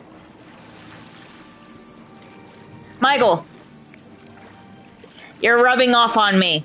Why? Because, okay, so I walk into this door right here. I'm like, oh my gosh, Michael's rubbing off on me. Why would you assume? Because look, would you assume that they're naked? You can't see their top. I mean, I'm pretty sure this game shows no nudity. No, but... I'm Lieutenant Anderson. This is Connor. Oh my gosh, Michael. What can I do for you, Lieutenant? Sir, we're investigating deviants. I know you left CyberLife years ago, but I was hoping you'd be able to... Oh, I just stole your money. My bad. I'm just running around stealing the stripper money. Fascinating, aren't they? Perfect beings with infinite intelligence. And now they have free will. Machines are so superior to us. Confrontation is inevitable. Humanity's greatest achievement threatens to be its downfall. Isn't it ironic?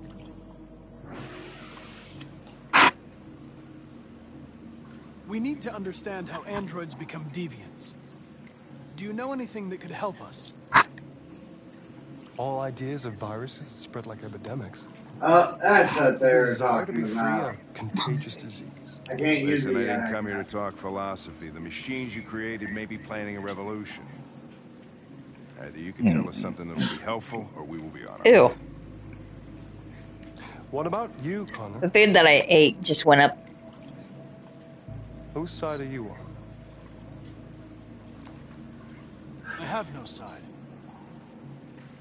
I was designed to stop deviants, and that's what I intend to do. Well, that's what you're programmed to say. But you.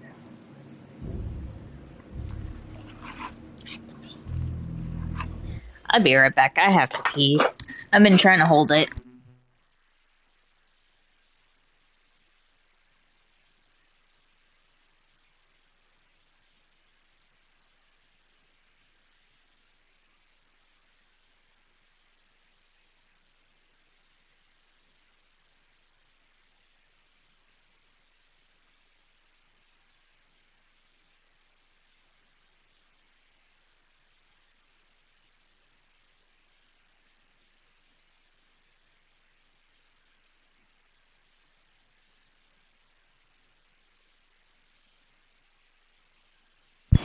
Alright, I'm back.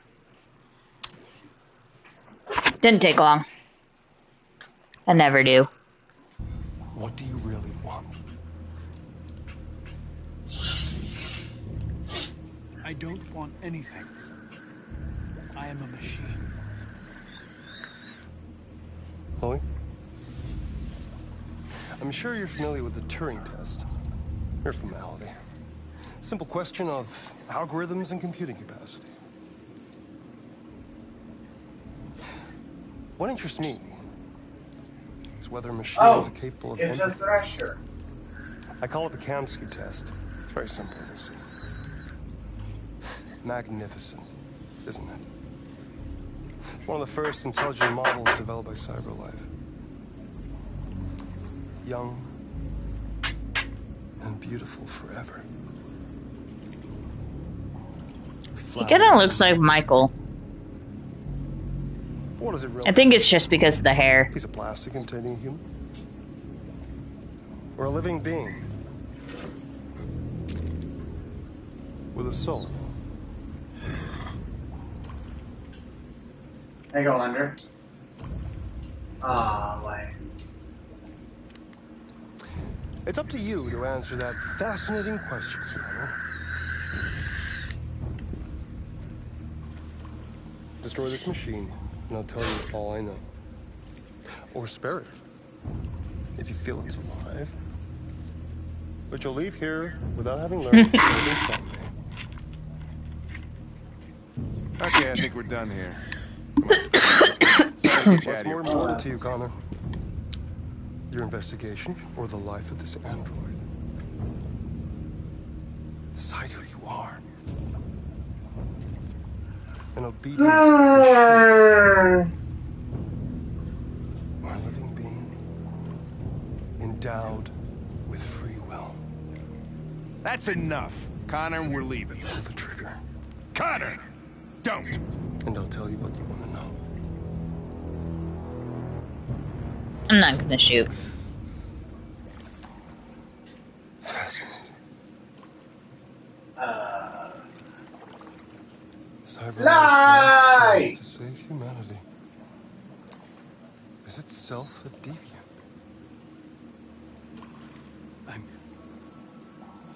I'm not a deviant. You prefer to spare a machine rather than accomplish your mission. You saw a living being in this android. You showed empathy.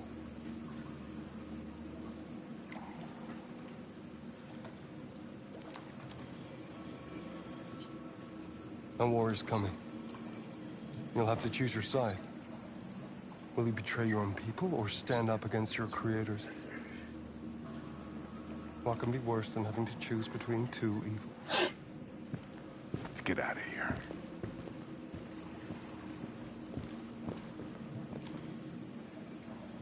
By the way, why does that pool look like blood? Emergency exit in my programs. You never know. Well, it's not. It's just clear water. Just the red lining to it makes it look like it's blood. Why didn't you shoot? I just saw that girl's eyes, and I couldn't. That's all. You're always saying you would do anything to accomplish your mission. That was our chance to learn something, and you let it go. Yeah, I know what I should have done. I told you I couldn't. I'm sorry, okay? I mean, it's not wrong. Right thing.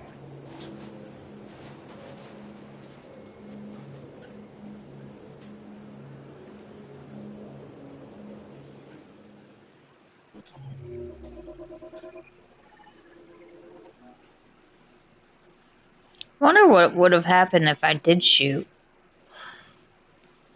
Because I don't think I don't know. I guess I'll find out next time.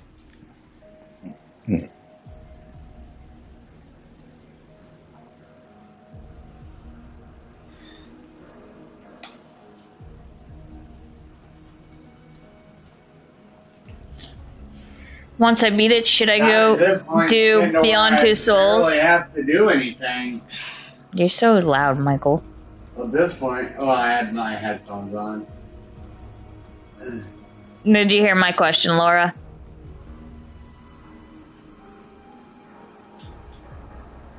So should I do Beyond Two Souls or finish this game? After I finish this game. Gotta be on Two Souls. I haven't played that game in such a long time. Okay, so you want me to play Beyond Two Souls. Alright. No, I said, I barely have to do anything anymore. My Reapers do most of the work for me. I was wondering where you were. Why are you hiding?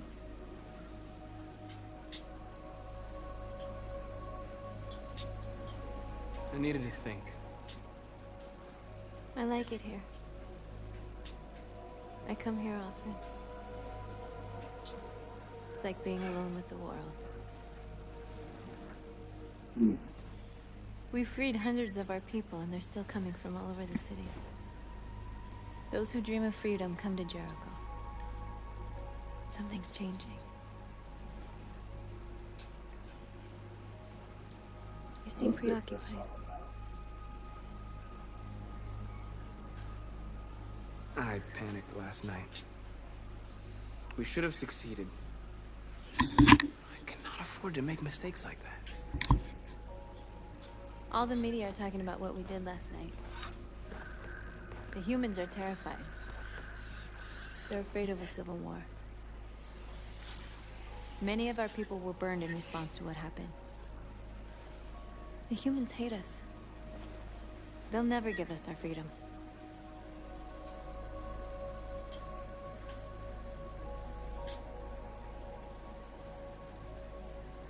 If they won't listen, we'll fight. You haven't said much about yourself since you've been with us.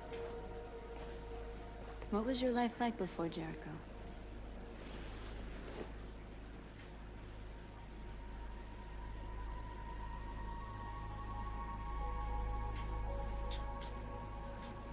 Who I was is not important.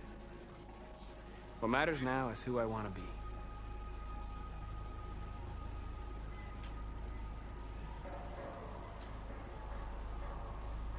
No, I'm not vibing with this gun. Where are you going? Ripper guns are not good.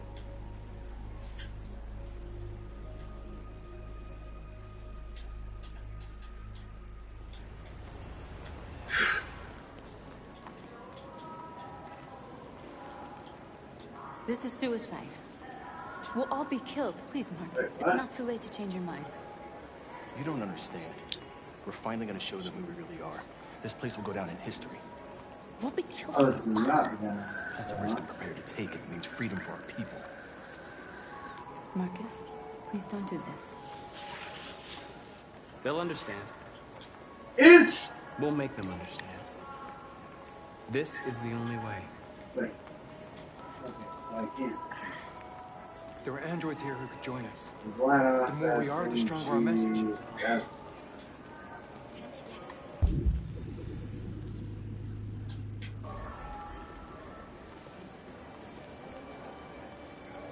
You're free.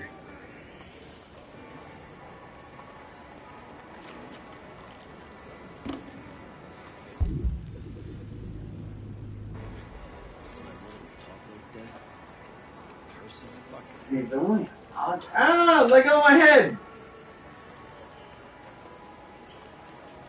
Oh my god. You're free. My gun is much stronger than the other one.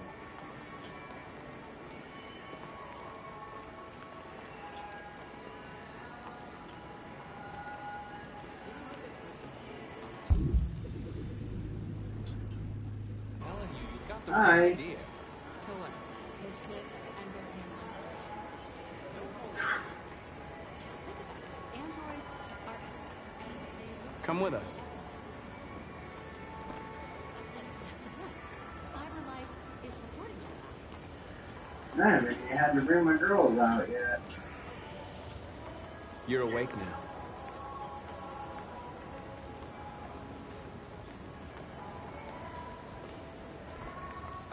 Finally.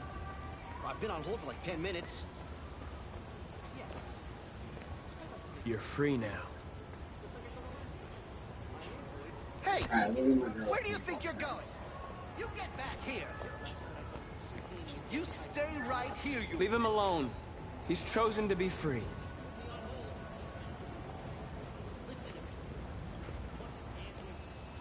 I need to block the street.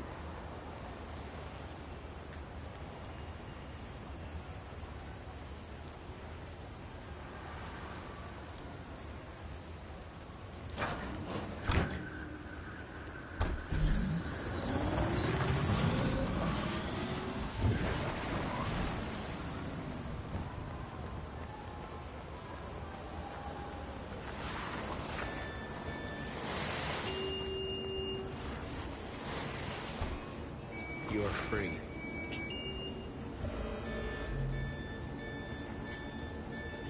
Oh, yeah.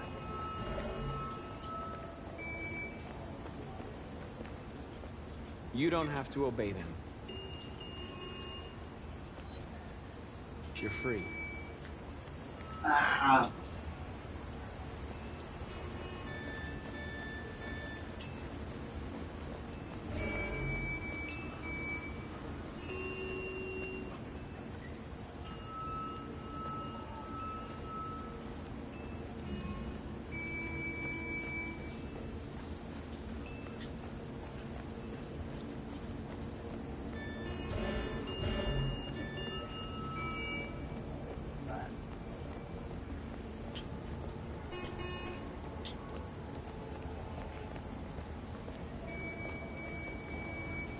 You're free.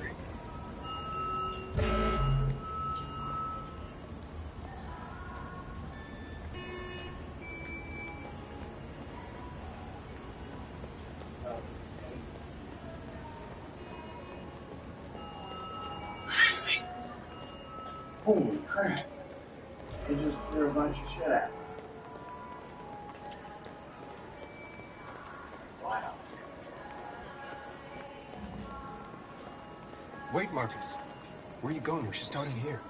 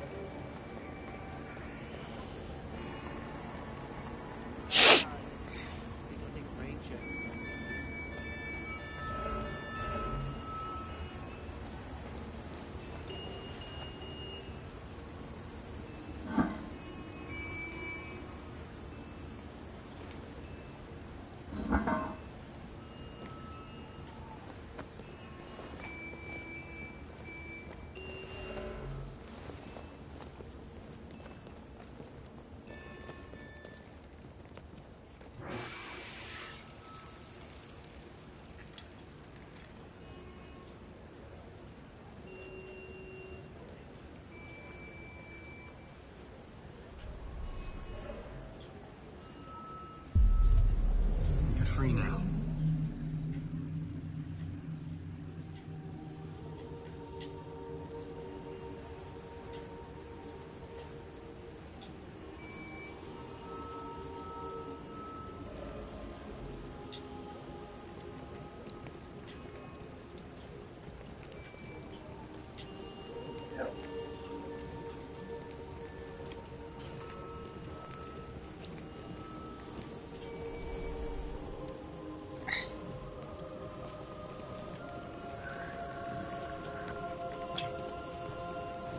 God, those things are probably gonna get nervous.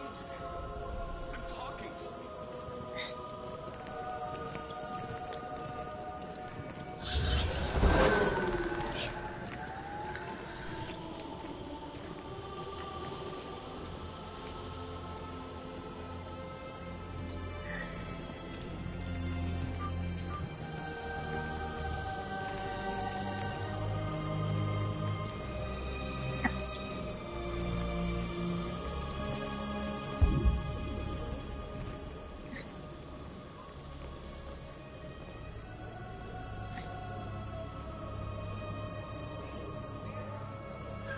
Jesus, the fucking android's playing up again.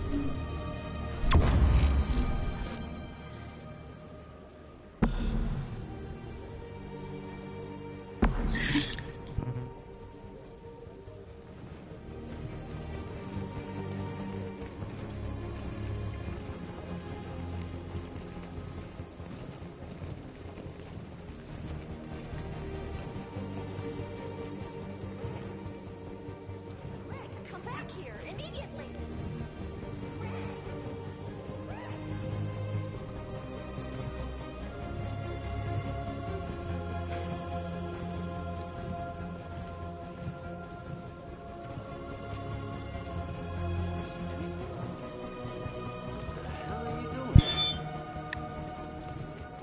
Hey! Disperse! Disperse immediately! That's an order!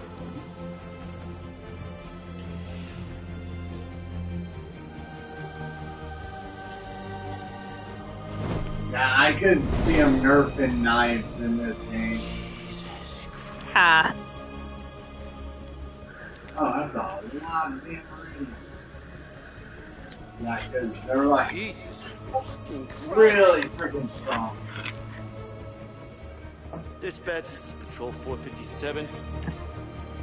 I got a lot of androids down here. I don't know, hundreds, thousands.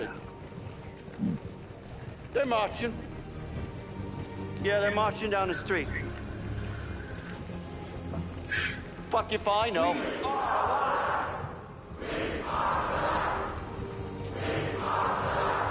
We know what it is. We are people. We are people. We are people. Freedom. Freedom. Freedom. Set us free. Fucking set us free. Set us free.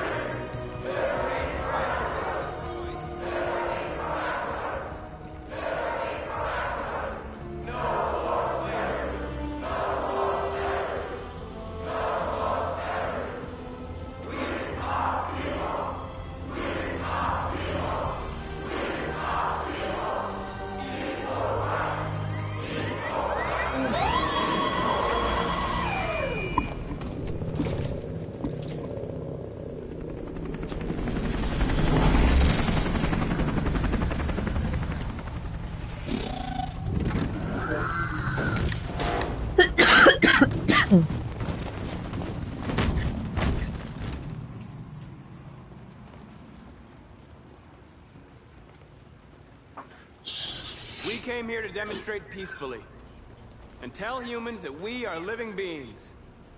All we want is to live free. This is an illegal gathering. Disperse immediately, or we will open fire. We're not looking for confrontation. We've done no harm. We have no intention of doing any. But know that we are not going anywhere until we have secured our freedom. I repeat, this is an illegal gathering. If you do not disperse immediately, we will shoot. Marcus, they're gonna kill us. We have to attack. There's more of us. We can take them. If we attack, we'll start a war. We have to show them we're not violent. We should just stand our ground, even if it means dying here. Dying here won't solve anything. Marcus, we need to go, now, before it's too late. This is your last chance. Disperse immediately, or you will all be killed. We have to show them we won't back down. We stay right here. I just want to see what happens. I think last time I picked fight. This is your last chance. We have to make a statement. We have to stay put, no matter what. Please, Marcus. We can't let them fight us without fighting back. We're not moving. Fuck you, bitch.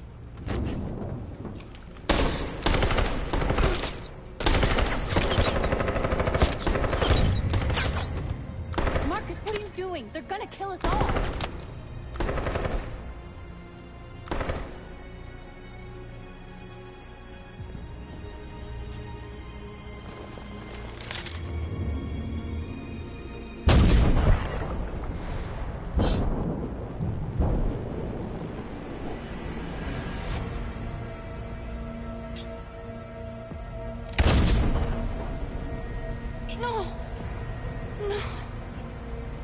We have to go north. No. We have to go.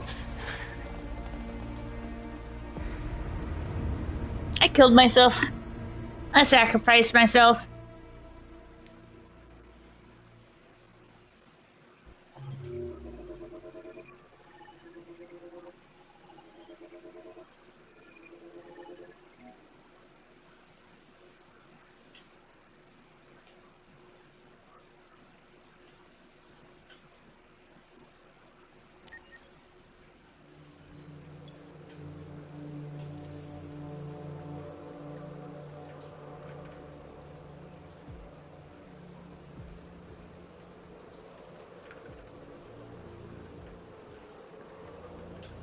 Why is it laggy?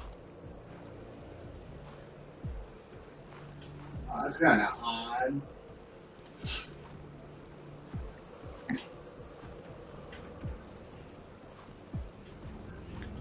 I don't like it.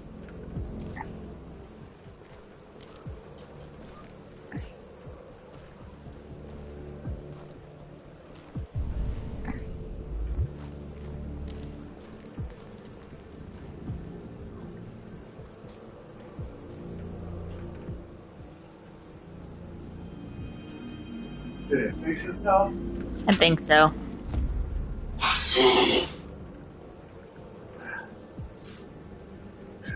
hate this time of year. Yeah, it did.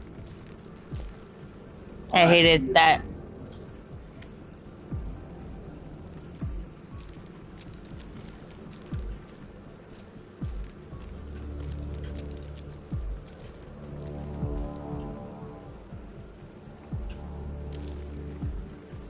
After what happened today, the country is on the verge of a civil war.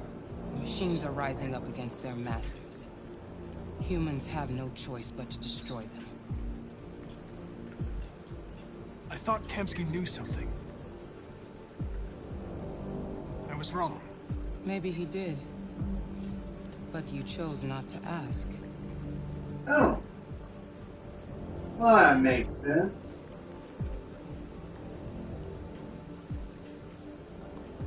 Did Kemsky design this place?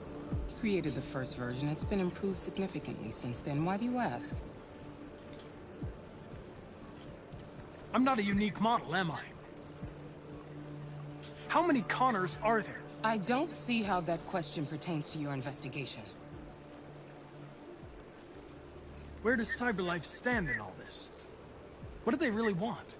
I expect you to find answers, Connor. Not ask questions. Have you experienced anything unusual recently? Any doubts or conflicts?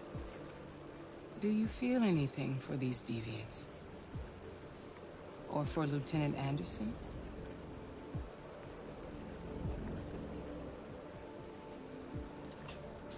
I don't know what you're talking about. I don't feel anything. You know that. Are you suggesting that I've been compromised? No. No, of course not.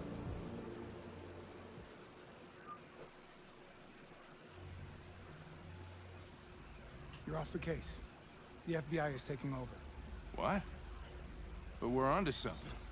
But we just need more time, I'm sure. Hank, you don't get it. This isn't just another investigation. It's a fucking civil war. It's out of our hands now.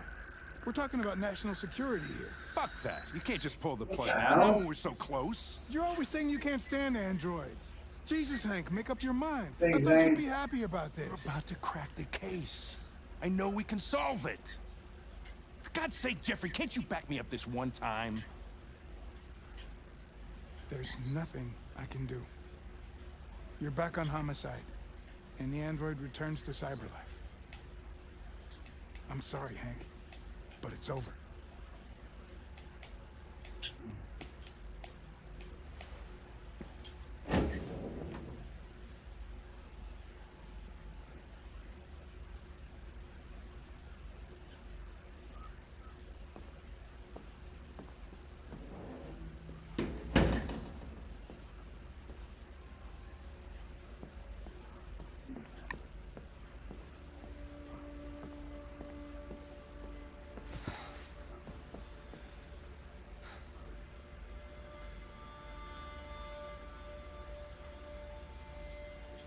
We can't just give up like that. I know we could have solved this case. So you're going back to CyberLife? I have no choice. I'll be deactivated and analyzed to find out why I failed. What if we're on the wrong side, Connor? What if we're fighting against people who just want to be free?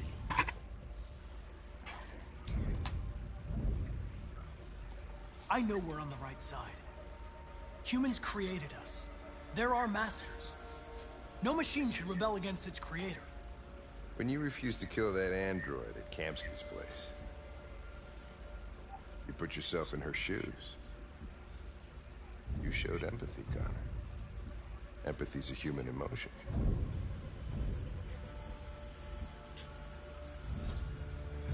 You're wrong, Lieutenant.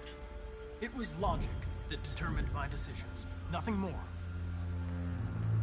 Well, well, here comes Perkins, that motherfucker. Sure don't waste any time at the FBI.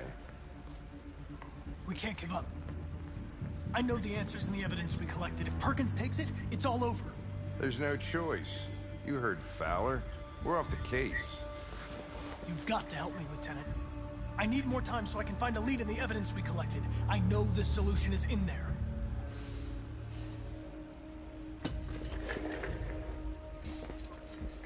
Maybe these deviants deserve a chance. Maybe it's better if you don't find them. What's happening here is too important to let it be stopped by a machine. Sorry, Connor, but I'm not gonna help you.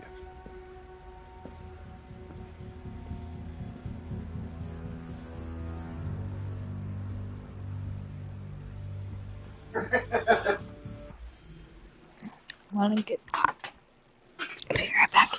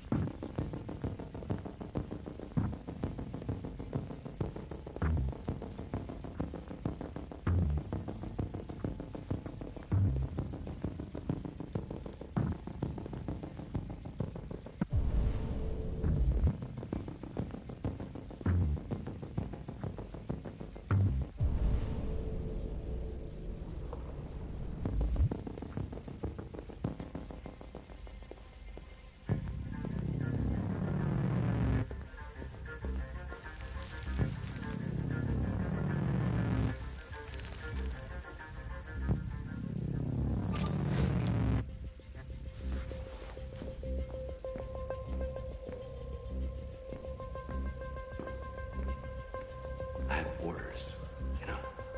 Okay. He's escaping! Stop him!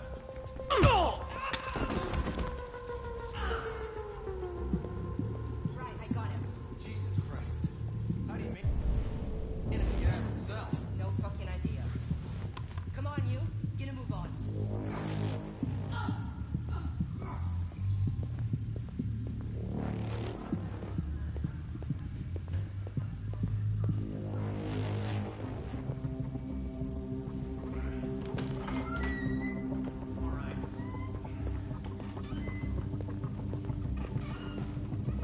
Hey, Connor. I'm talking to you, asshole. Where are you going? Wouldn't need any plastic pricks around. Hey, asshole, I'm talking to you.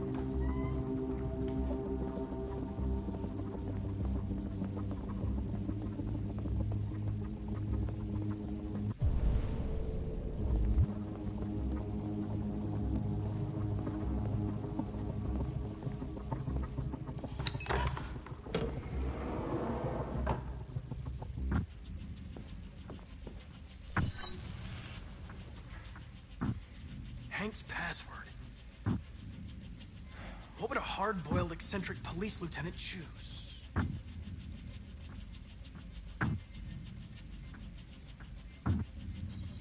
Ridiculous. No one would have a password like that.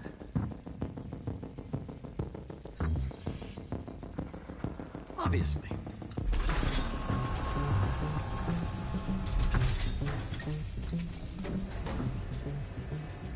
Where is Jericho? The answer's here somewhere. The two Traceys from Eden Prom. Were they headed to Jericho? Did they know how to get there?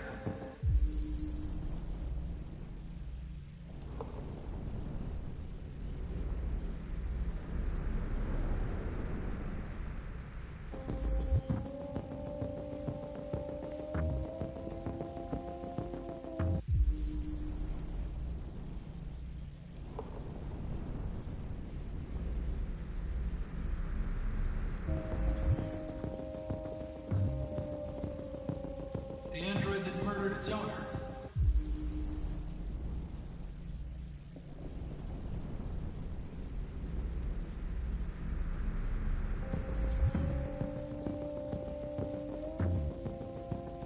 One of the deviants that hacked the TV station with Marcus. It must have known where the deviants are hiding.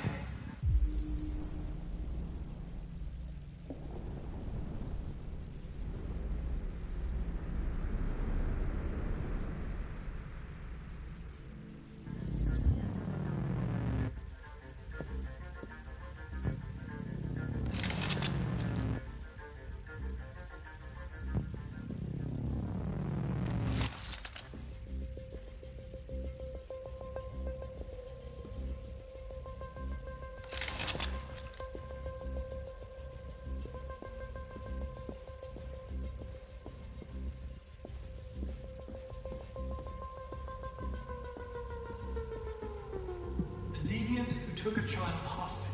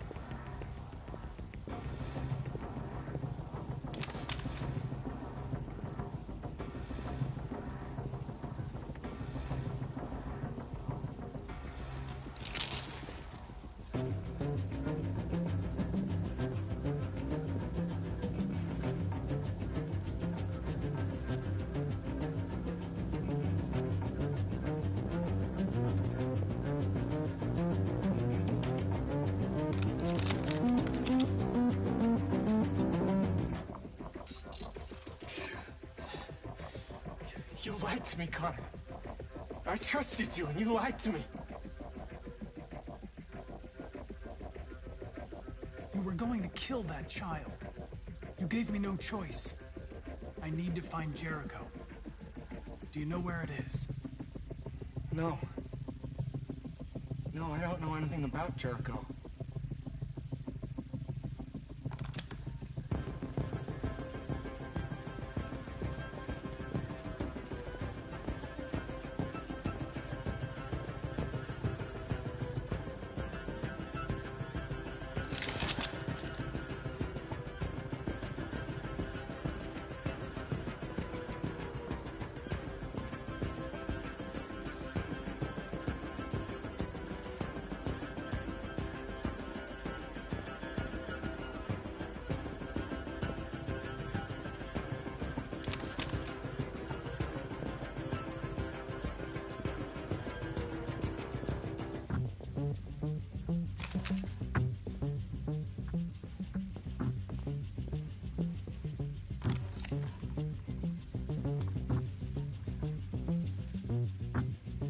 Tracy? Where's Tracy? You have to help me.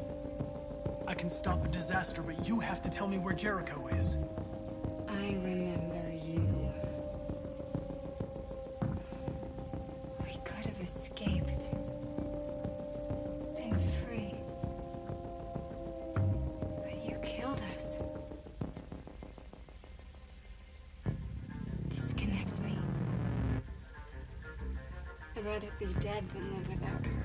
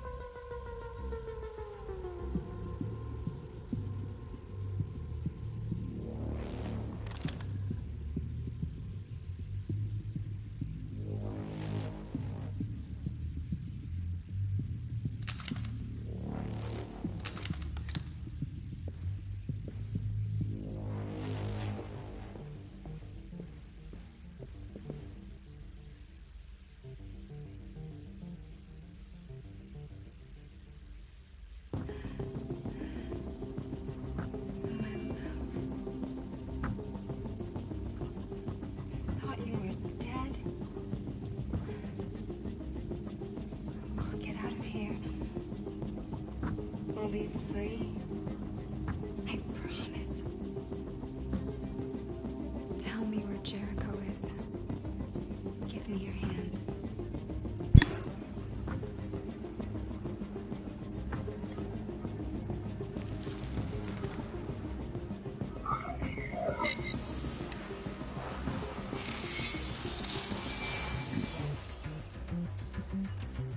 Tracy? What's happening? Tracy!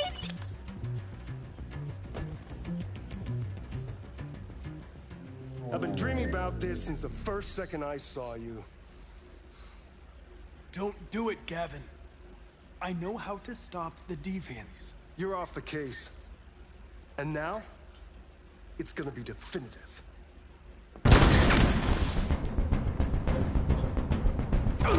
Ah, shit. Shit!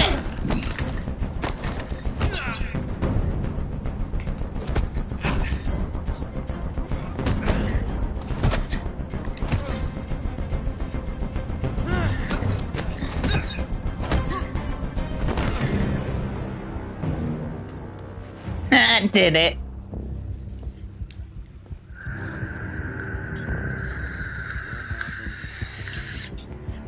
Looks like someone's been snooping around.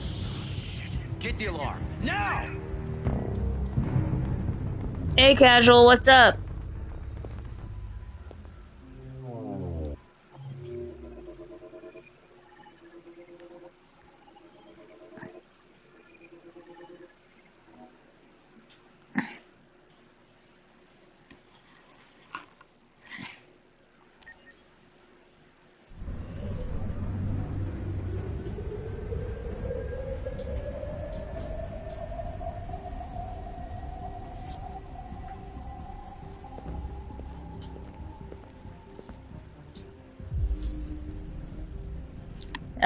Second.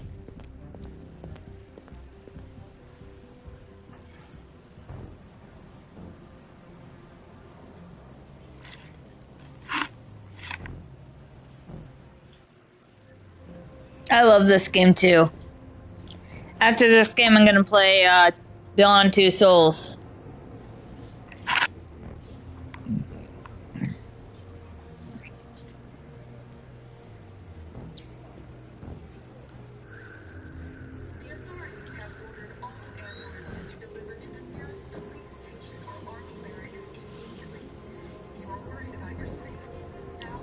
Yes. Do something. We can't just stand by and let them slaughter us. Circumstances, should you try to destroy your android yourself, they are unpredictable and potentially violent. The androids wouldn't do any harm. The cops just gunned them down. It was sheer carnage. There were androids all over the square. And then the police arrived, and they were fire. No, they're only machines. They look like just people who want to be free.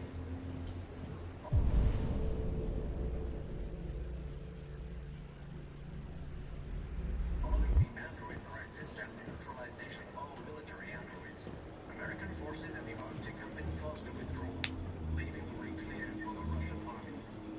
But according to some sources, the Russian forces also see. You're lost. You're looking for something.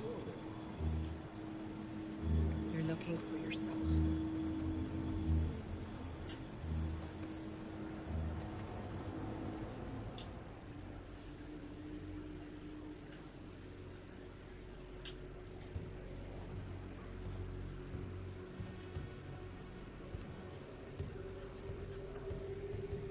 We're short on blue blood and biocomponents. Our people are shutting down one after another, and there's nothing we can do for them. President Warren says we're a threat to national security and we need to be exterminated.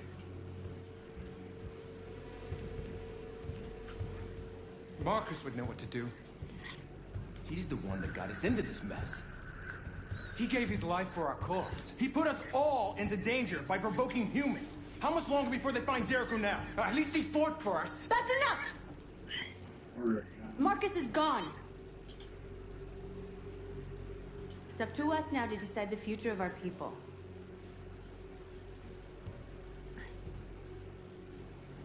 We have to fight them. There's no other way. If you choose a confrontation with humans, we are all going to die. Gather up all the guns you can find. We leave at dawn. I'm on it. You're making a mistake, North. You will not buy our freedom with blood.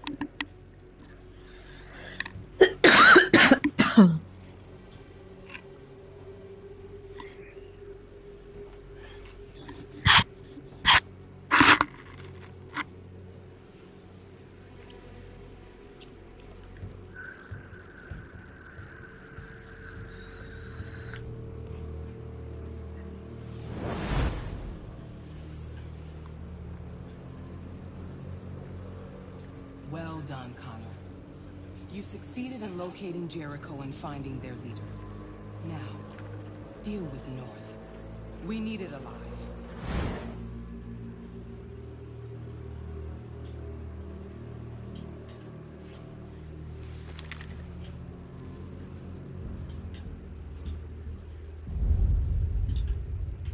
I've been ordered to take you alive.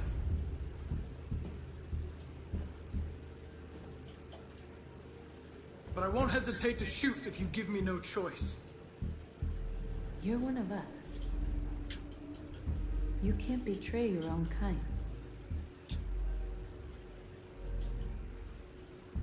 Don't force me to neutralize you. You're Connor, aren't you? I've heard about you. The famous deviant hunter. Well, congratulations. You seem to have found what you're looking for.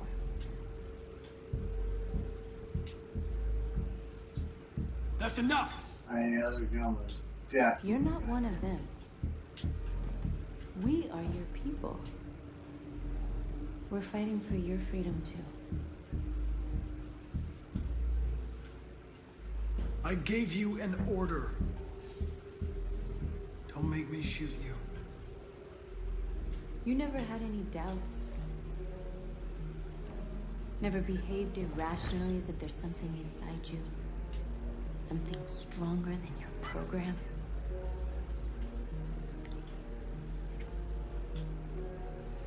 I don't know what you're talking about. I'm not deviant, if that's what you want to know. You're one of us. Join our cause. Join your people.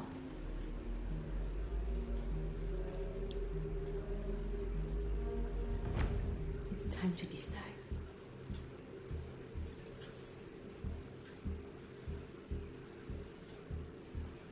Nice try, but I'm no deviant.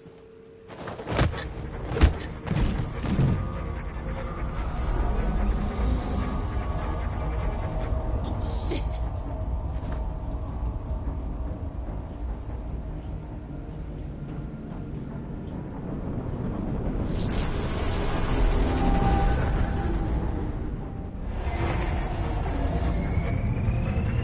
Come on, go, go, go!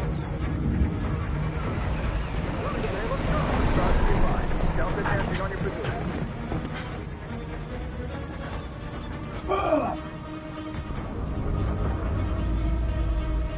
Like rats in a maze.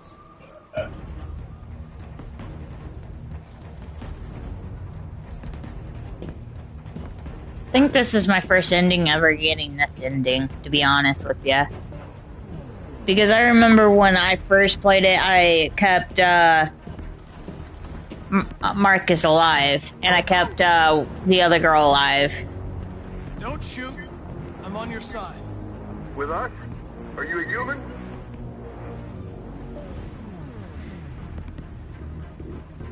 Obviously. What do I look like? DPD, I work with Lieutenant Henry Anderson. We're on a stakeout. If I knew you were coming, I would have brought some donuts. You're a lucky guy. Another second I'd have shot you. You should go back up on deck and let us... Love you. You're right. That's exactly what I'm gonna do.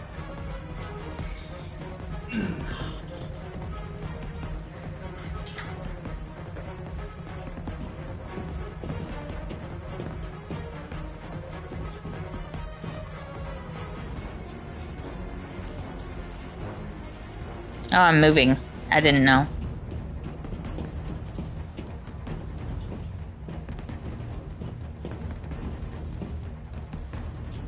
It's all over. This is the end of Jericho.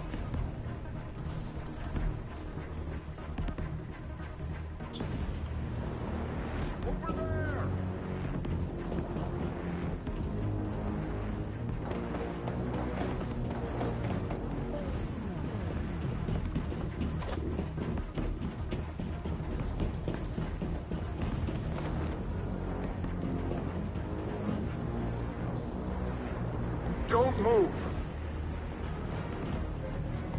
Don't shoot. I'm on your side.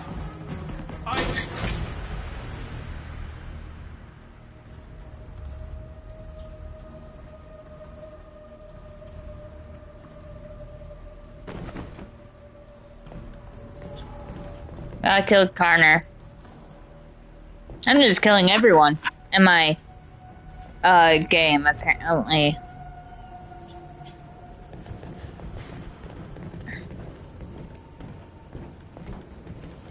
We found several hundred androids in the hull, sir. Take them away. Yes, sir. And clear the ship in order for the men to withdraw.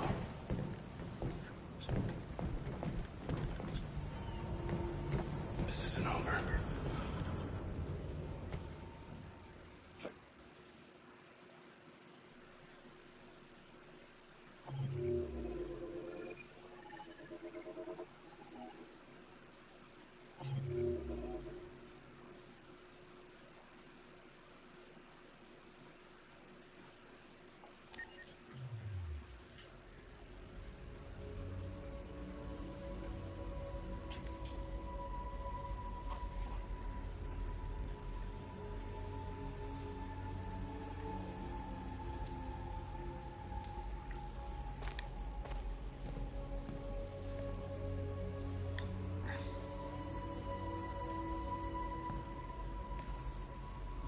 I wonder when the last time I played this game. Gave his Or life for our people.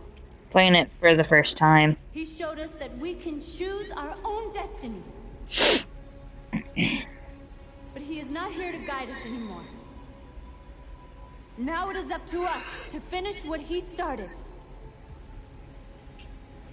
Humans have Since decided to 2019 exterminate. was the last time I streamed this. Our people are in camps right now, being destroyed. The time has come for us to make a choice. One that may decide the future of our people. They wanted a war, they'll get it. We are going to fight for our freedom. And we will win, or we will die trying.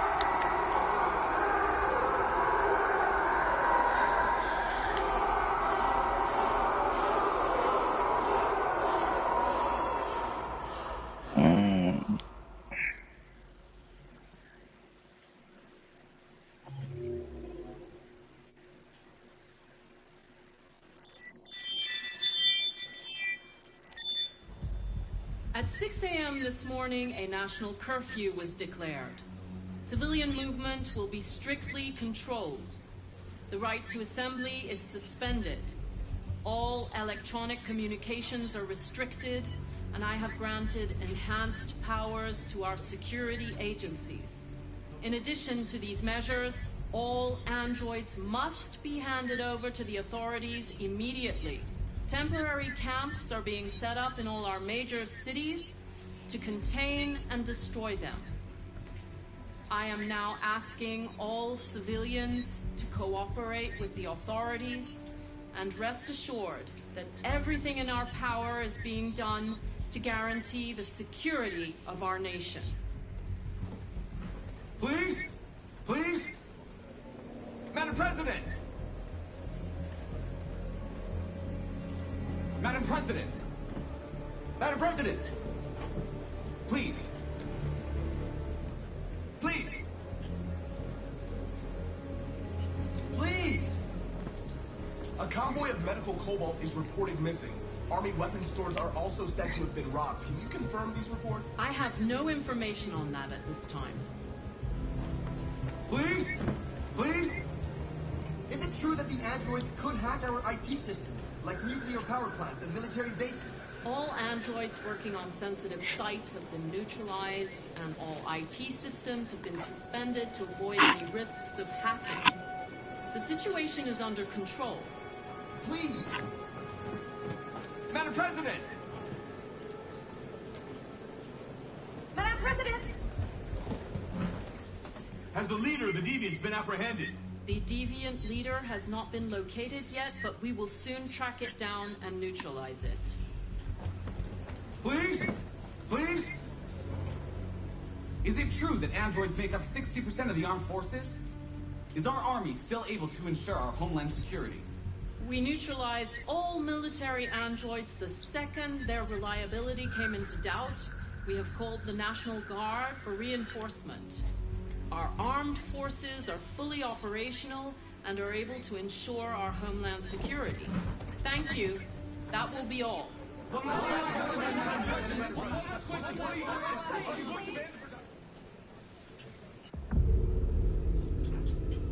Today, November 11th, 2038, is the day the android people rose up against their oppressors.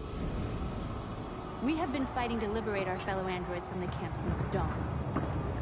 We won't cease hostilities until our people are free and negotiations begin to grant us equal rights. There are millions of us, and we will stop at nothing.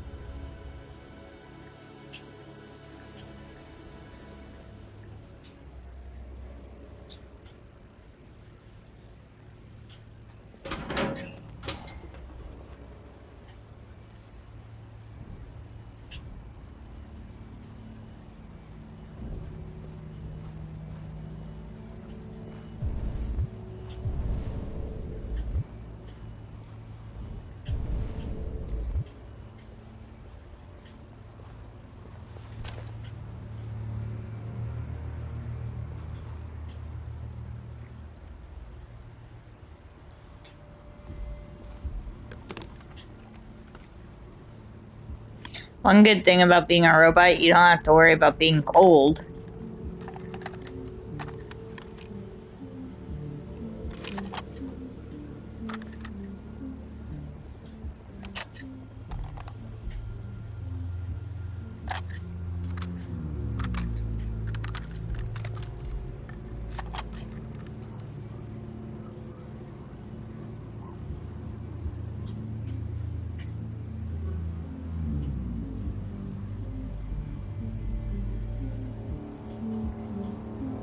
Shouldn't do this, Connor.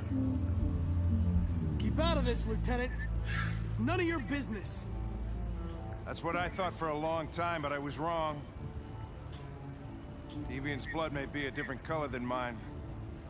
But they're alive. I have a mission to accomplish, Hank. It's best if you just stay out of this.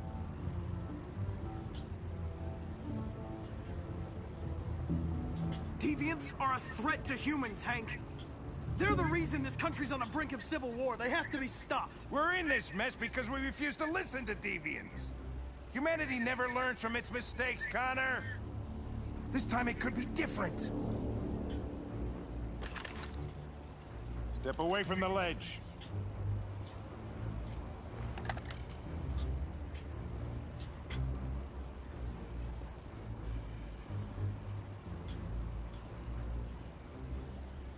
I know what happened to your son, Hank. It wasn't your fault. The truck skidded on a sheet of ice and your car rolled over. Little Cole had just turned 6. Shut up! Don't you talk about my son! He needed emergency surgery, but no human was available to do it, so an android had to take care of him. Poor Cole didn't make it. An android killed your son, Hank, and now you want to save them? No. Cole died because a human surgeon was too high on red ice to operate. All this time I blamed androids for what happened, but it was the humans' fault. Him in this fucked up world where the only way people can find comfort is with a fistful of powder. Every time you died and came back, I thought about Cole. I'd have done anything to bring him back too, to hold him in my arms just one more time. But humans don't come back, do they?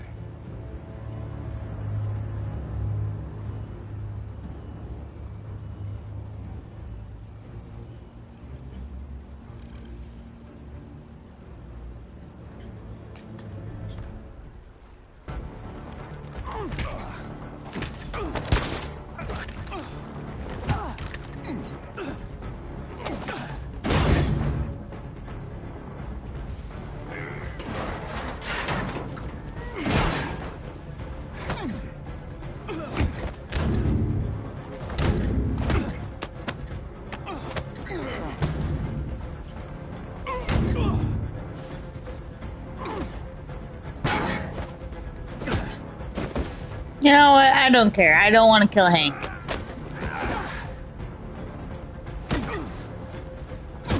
I kind of like Hank. Hank can kill me. I don't care.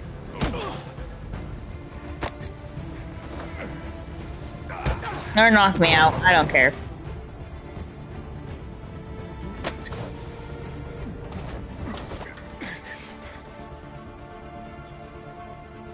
A moment of truth, Hank. Am I a living being? Or just a machine?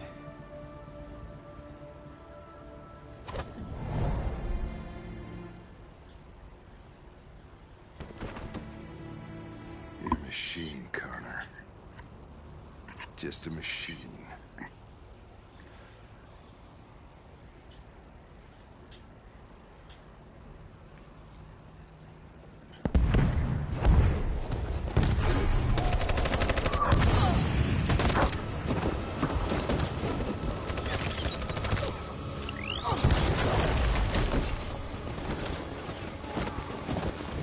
We're outnumbered and outgunned. We're not getting through this. We can't go back. It's victory or death now.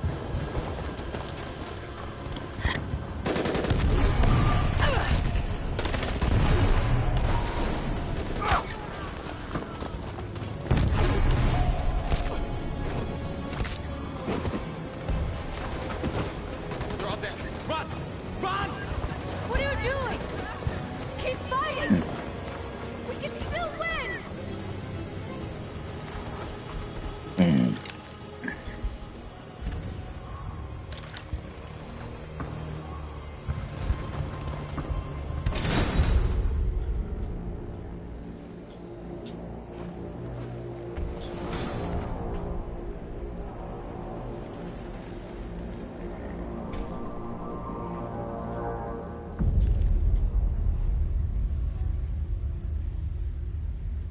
You can take my life. It doesn't matter anymore. My mission is to neutralize the leader of the Deviants. And I always accomplish my mission. We fought for our dream and we lost. You can't hold my people down forever. One day we'll rise up again and we will win. Go on. Shoot. What are you waiting for?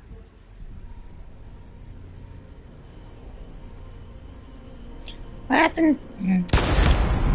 Fuck it.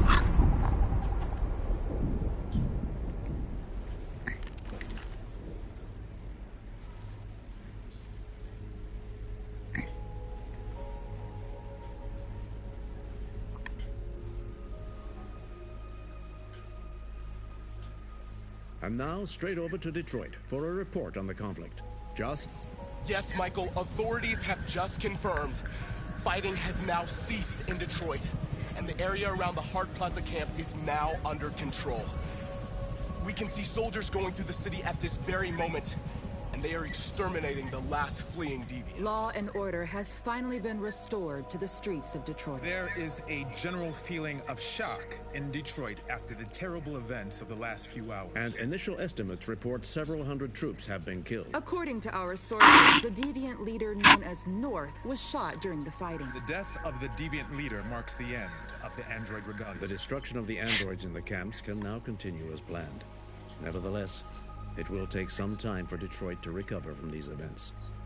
By creating machines more intelligent than ourselves, we took immense risks with the very future of our civilization. However, the situation is now under control. The total destruction of all androids will soon be complete, and the last remaining deviants will be hunted down and destroyed. God bless you, and God bless the United States of America.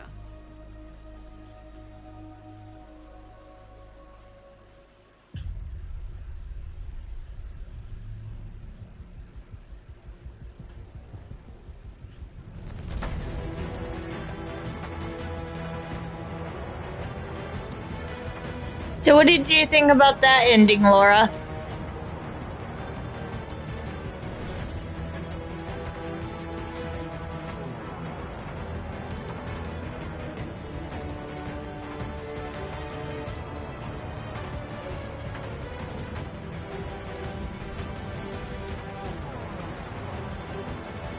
I'll be right back.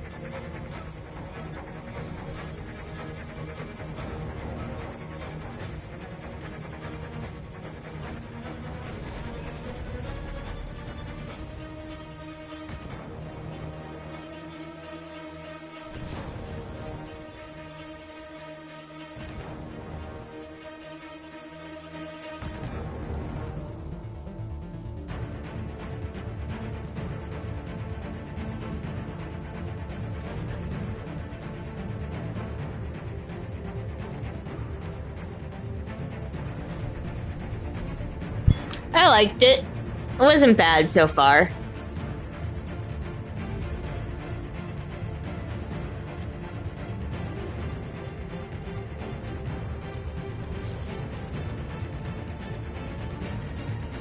I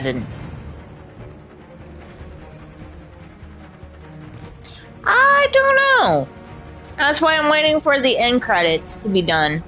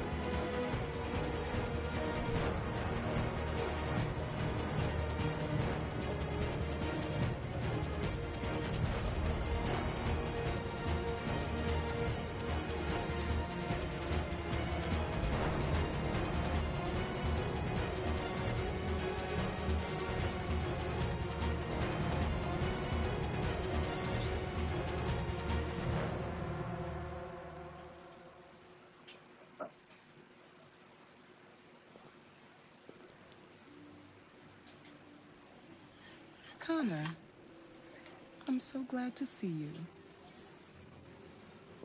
The Deviant issue has finally been resolved. Now with these unfortunate events behind us, CyberLife can return to business as usual.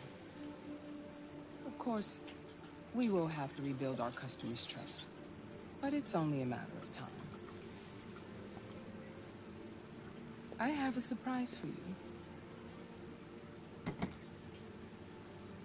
This is the new RK900. Faster. Stronger. More resilient. Oh. And equipped with the latest technologies. The State Department just ordered 200,000 units. What is going to happen to me? You've become obsolete. You'll be deactivated. You can go now.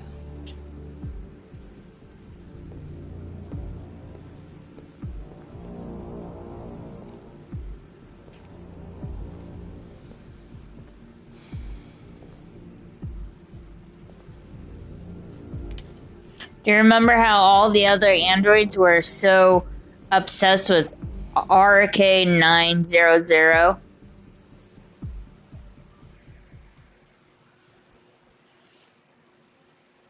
So I wonder if he's be the new leader of the what is the word?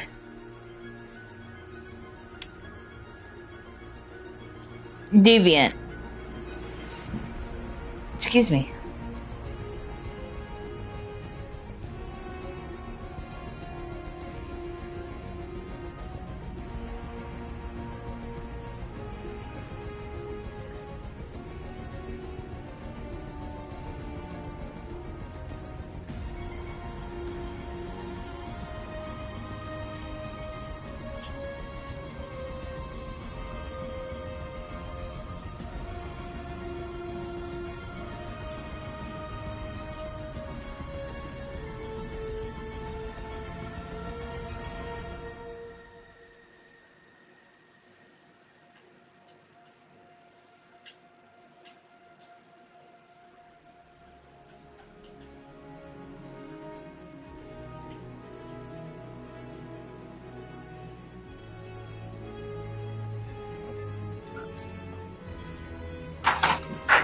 But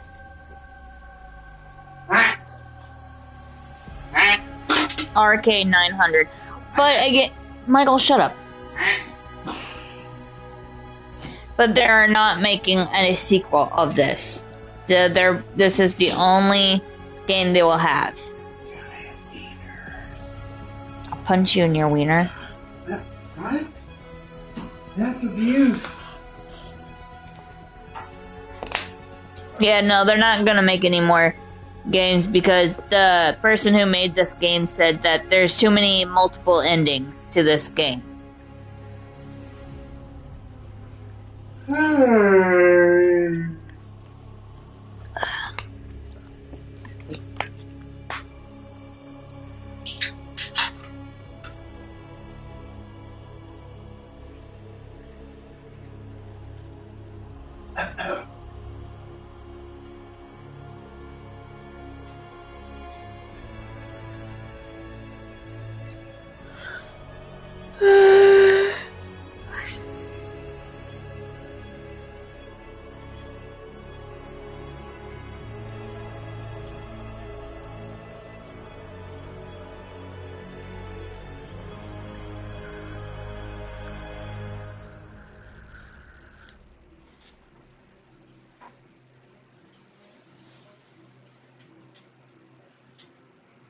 Yeah. So should I start on Beyond Two Souls? Or should I play a new, start this game over again? I'll let you guys decide. So lower DPS.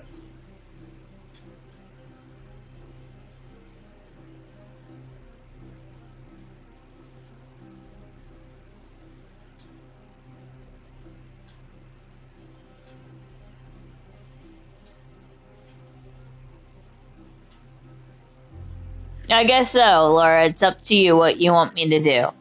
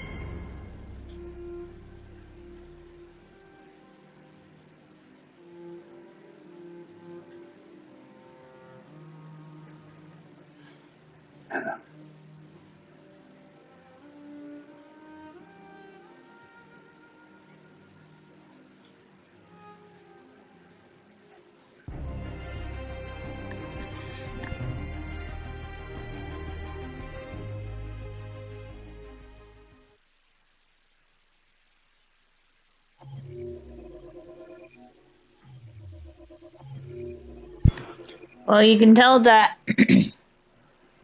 that I have not done that ending.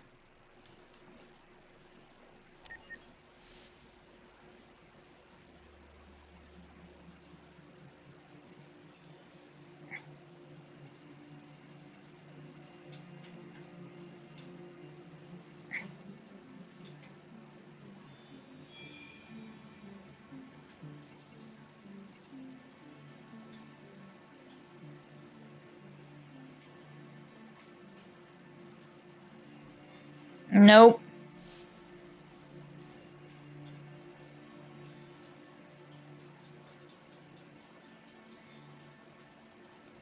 So should I do a new story then?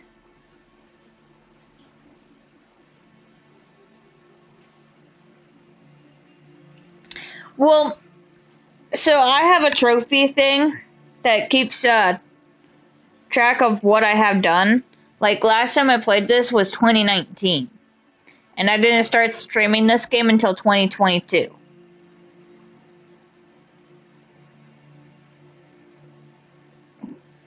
So I got a trophy called Thank You. Play the first chapter, which, you know, we just did. What is the hidden one? Marcus pushed Leo.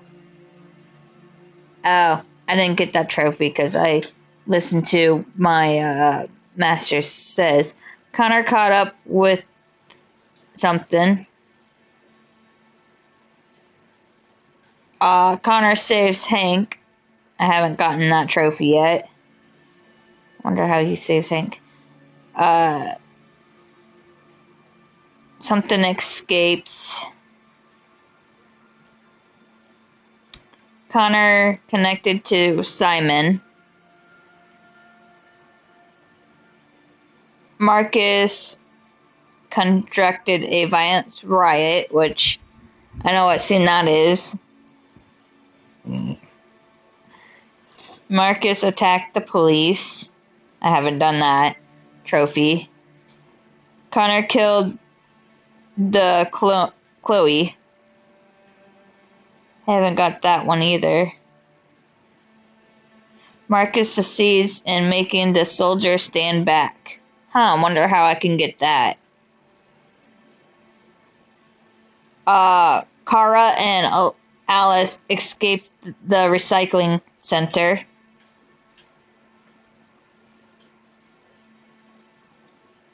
Oh, I did that one. I don't know why.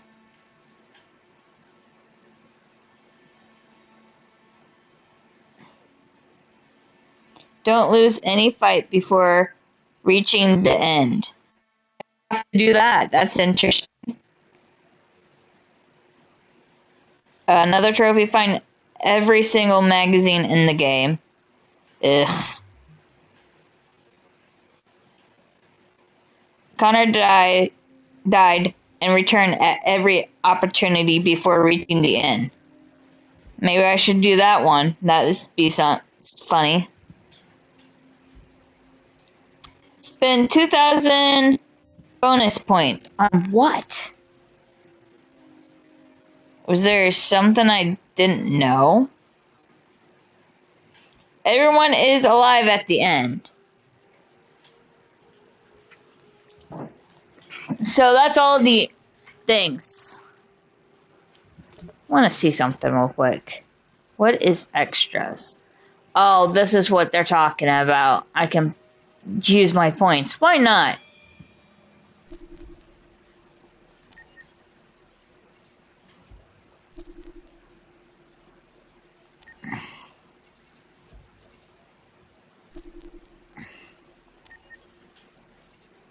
I'm just doing this just because it's a trophy.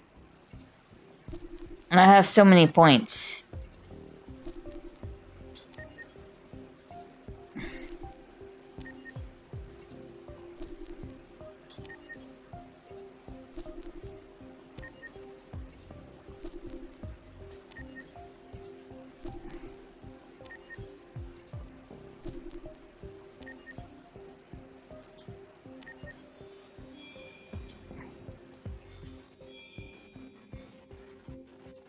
Okay, did that.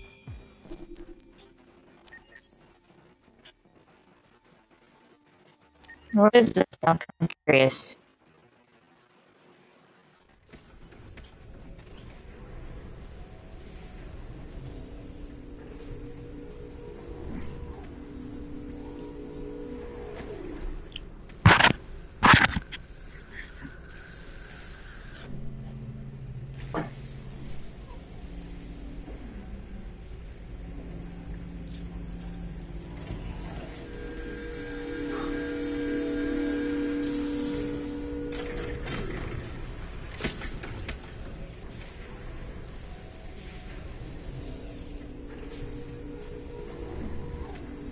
Can you hear me?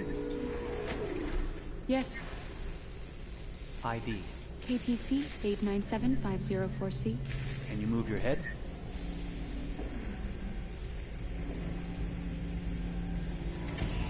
Your eyes now.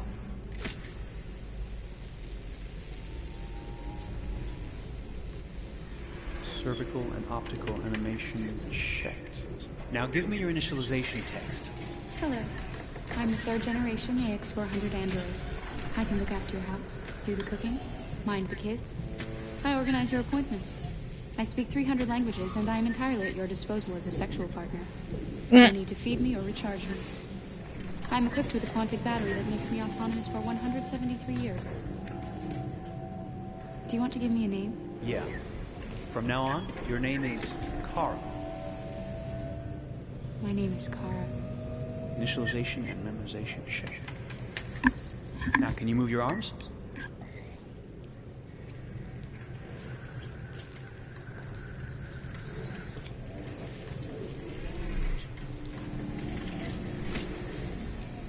Upper limb connection checked. Now say something in German. Ich bin ein AX400 Android dritter Generation, erschaffen als Ihr persönlicher Assistent und intimer Beziehungspartner. Say it in French. Je suis un androïde de troisième génération AX400, conçu pour être votre assistante personnelle et votre partenaire intime. Okay, now sing something in Japanese.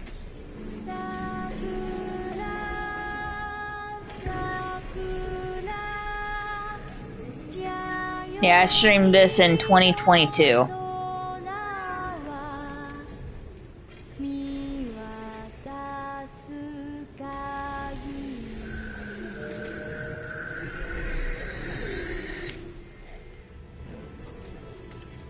Multilingual verbal expression checked. Go ahead, take a few steps.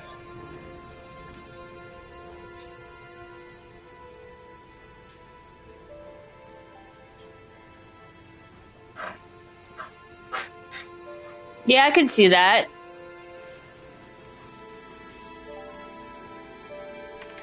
Locomotion checked. Great, you're ready for work, honey.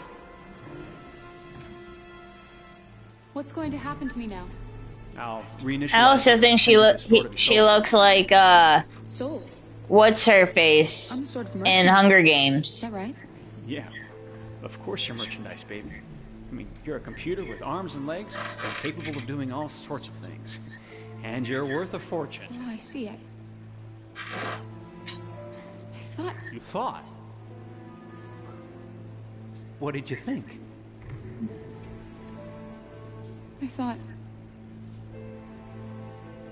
Yeah, her. Alive. Shit, what is this crap? That's not part of the protocol. More memory components going off the rails. Okay, recording.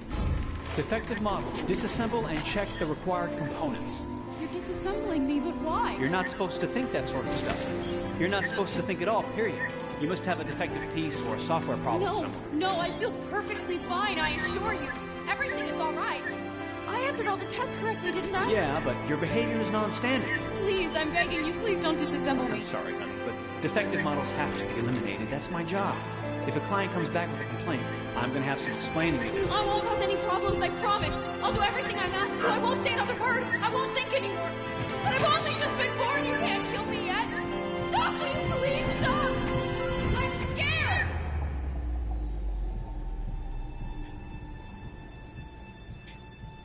I want to live.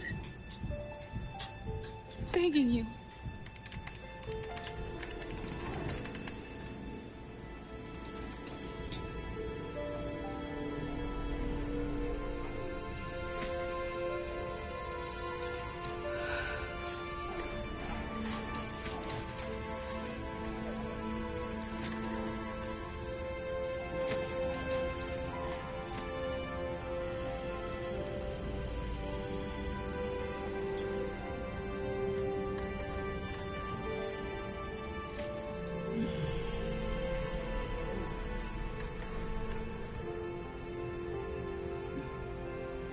Yeah. Go and join the others.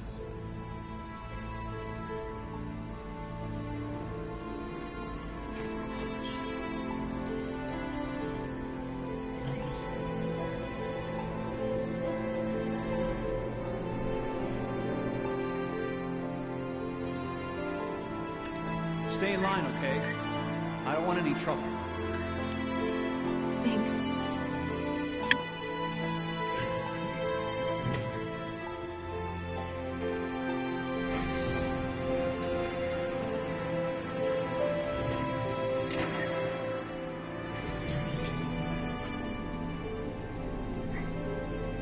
My God.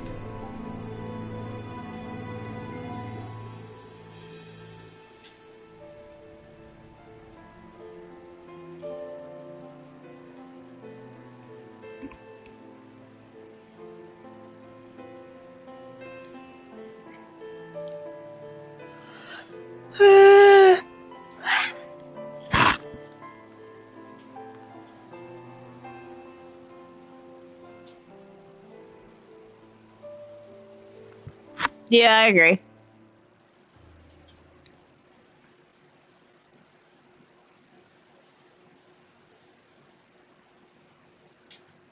I am not on a PlayStation 3.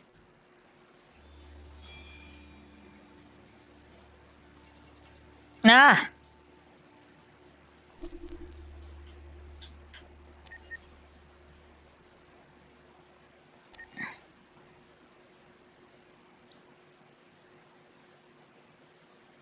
I'm kind of curious about the videos, actually.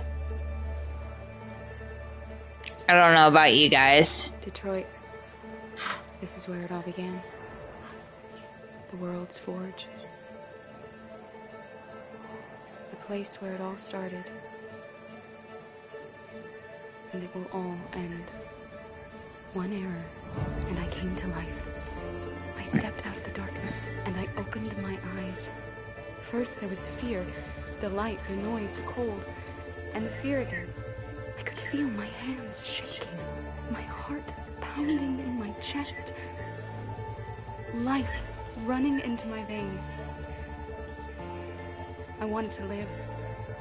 I fought for that.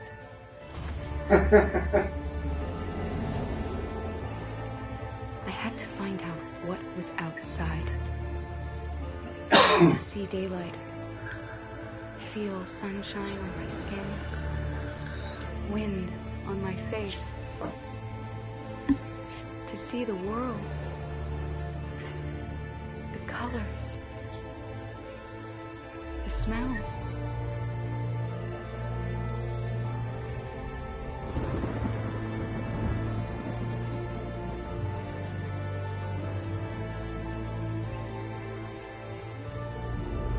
But the world is not what I imagined. It is dark and cold.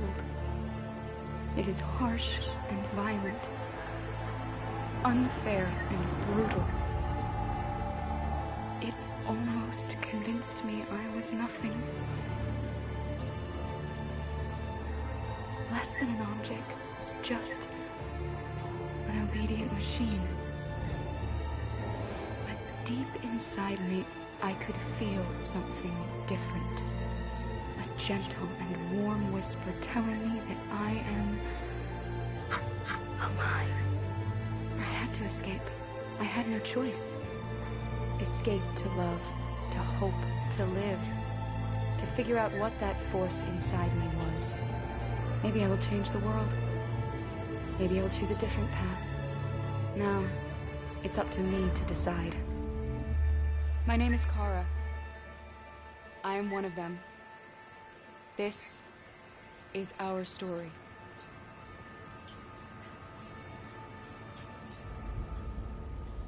I like her hair.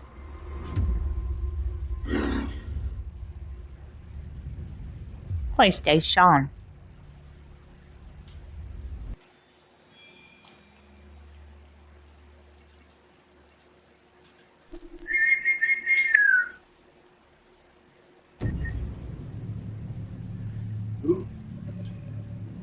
Yeah, I agree. When David and Guillaume got back in touch about making Detroit, I wasn't terribly surprised they decided to make it because the fan response was so intense. So it makes sense that they would choose to do that after the enthusiasm. Are you it was serious? A challenge, and it was just an interesting. And that's what she looks like. How to approach this character now? But she still looks exactly like the Hunger Game person. Changed, and I'm very happy to say that with Detroit, I've had the opportunity to see Kara grow so much more than I ever expected. You do the housework, the washing, you cook the meals, and you take care of... God damn it, where the fuck's the rat gone now? Alice! Alice! I mean, she starts out essentially how she does in Kara in a very, not robotic, but, android, other way.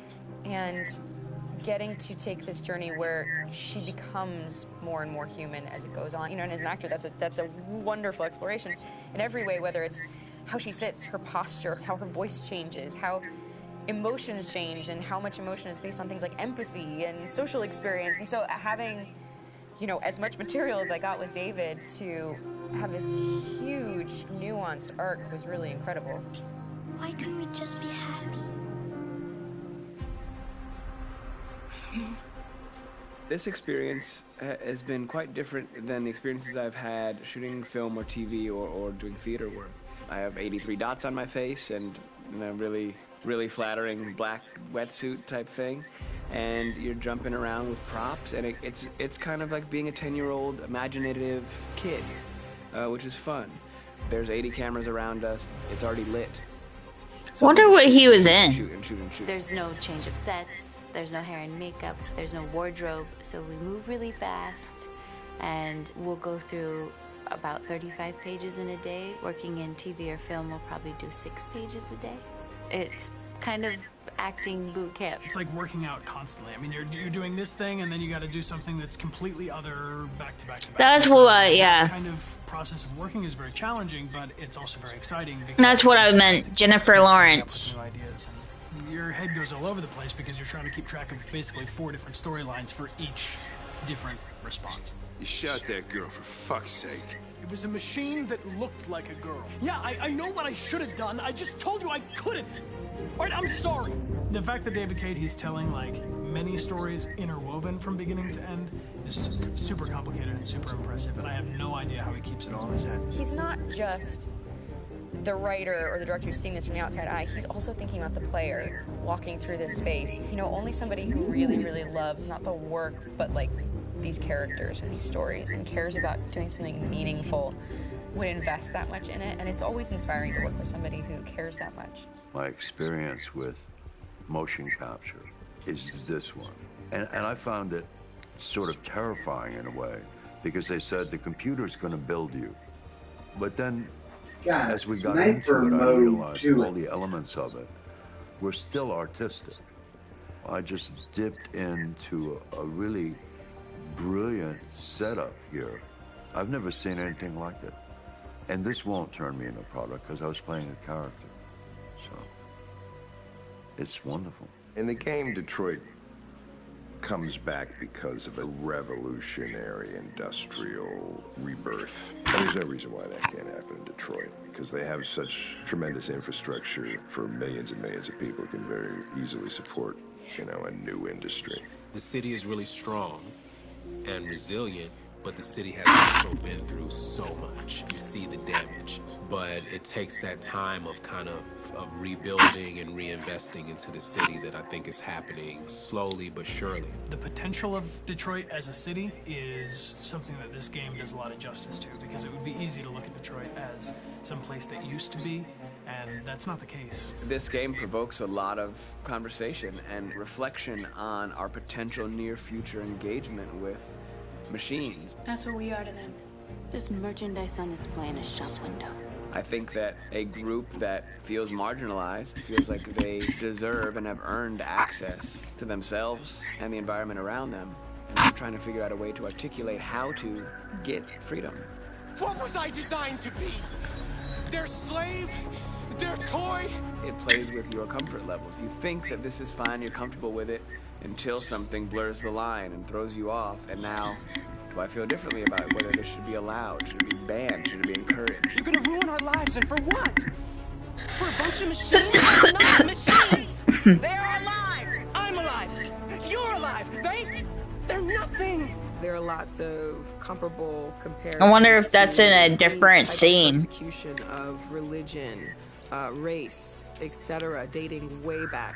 It can't just be a video game where you shoot 'em up or where people make these choices to do whatever. I think that's the whole point. You have the choice, and you can either choose to go in one direction with your character or another. And I think that's going to be very telling about the gamer.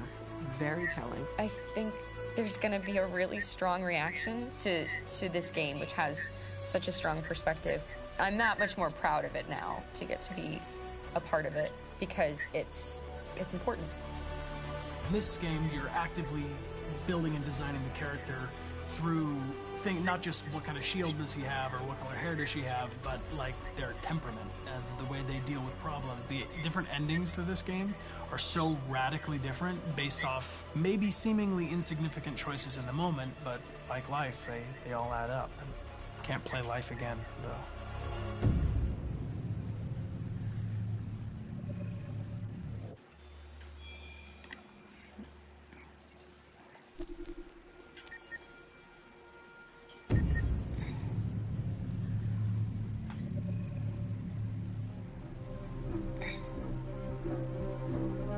My name is Marcus.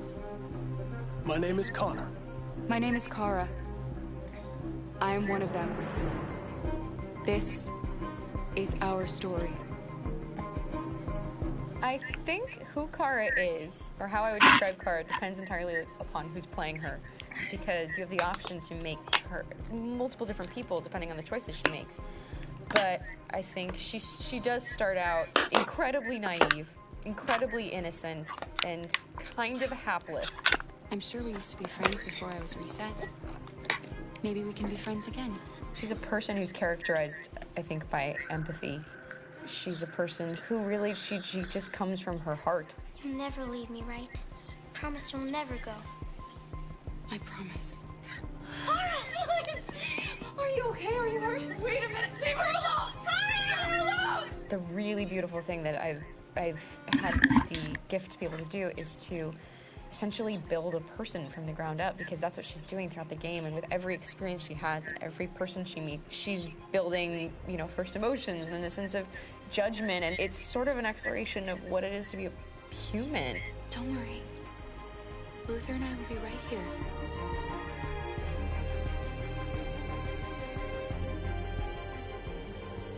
David and the creators have painted a really intriguing and engaging picture of a near future where we rely upon androids for a lot of our service class business, the class that serves us, that helps us, that handles our baristas and our drivers and our housemaids. And what is humanity, where we tap into it, how and why we treat each other the way that we do.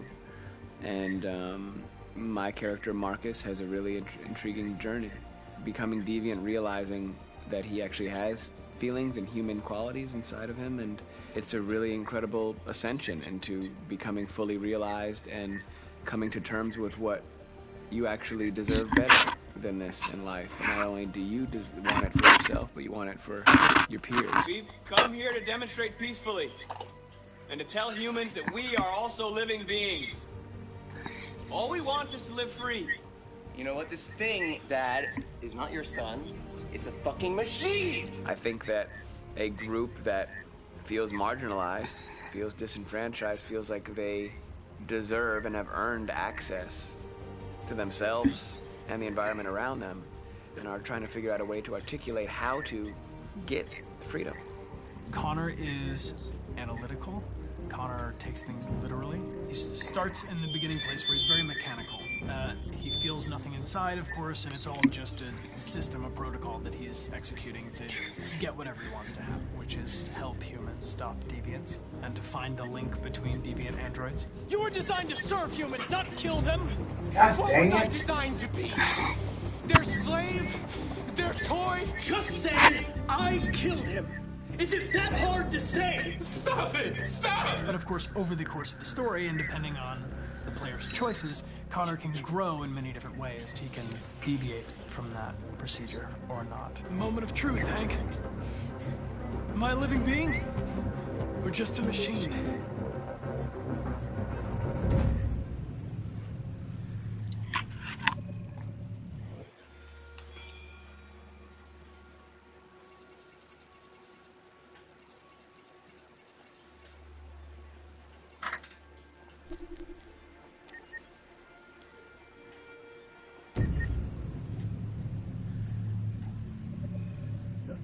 Game after game, we try to challenge ourselves. For Detroit, we wanted to... I never did finish Heavy Rain. It would be incredibly bending, which means the most non-linear story that we've ever created.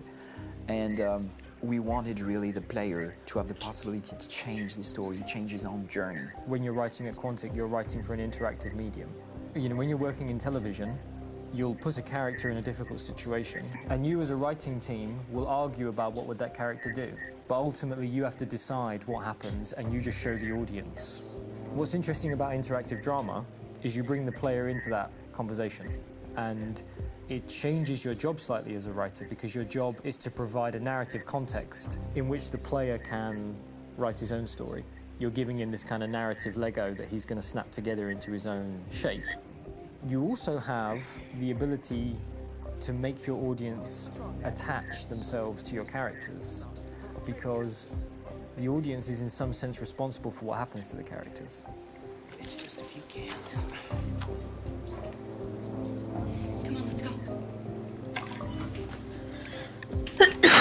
We have some cash now. You used me to steal that money. How could you do that? I trusted you. What is a bit specific about this scripts is how large they are. If you take a film script, there are about 100 pages, but here we have to deal with a script that is between 4,000 and 5,000 pages. Everything becomes bigger because we don't just tell one story, but we tell all the possible stories that can be told within this narrative space. On Act 3, our final act, we have around 1,000 different scenarios, and every one of those scenarios has to be as interesting, as passionate, as strong, and as emotional for the player. We want every action that the player does, every interaction that is available to serve in telling the story, and help the player understand who his character is, and build that character moment to moment.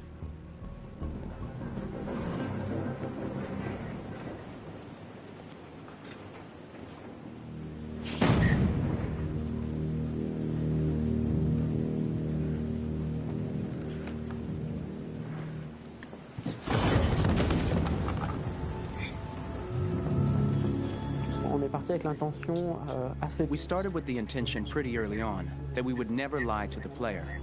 So we implemented a visible tree structure in the game that players can consult during a scene or at the end of it, which shows exactly what they did and what they missed. There are games out there offering world exploration. We offer narrative exploration. You know, keeping control of such a wide and large story is a huge challenge. So same thing when you shoot with actors, because you will need to use many different versions of each dialogue, of each scene. For actors, it's a huge, huge challenge. Because of the style of the game, you have so many different ways that the character can go. Every decision, it's what I call kind of choose your own adventure. Like every decision that the player makes it's going to open up 40 more pages of material and experience that ties in, which means as a performer, you have to try to continue to make things feel real that the player might not ever see, but also that in performance it's not always connected to a previous act. It's grueling, it's hard work, but it's a great team and I enjoy doing it. I was really frustrated, until I got to this point where I kind of was able to step outside of my own experience and even in a lot of ways my own process and be able to step outside of that and okay, this is something new, what do you need? How do I meet you there? How do I give you what you need and still feel like I'm doing what's right? And once I did that, then all of a sudden it got really fun. It was much freer and having to approach it in a new way and think about the player and think about how it serves them and what I'm doing for them or what I'm letting them into. It's really, I think, helped me grow in general. Remember, there's nothing on the left. That's a wall, so it's probably all there. And then make her come first, close. But I think you would go first to check that it's safe. Okay, sure.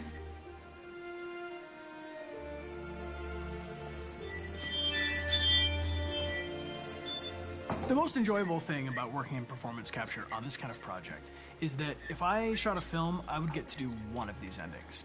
I get to do so many different things.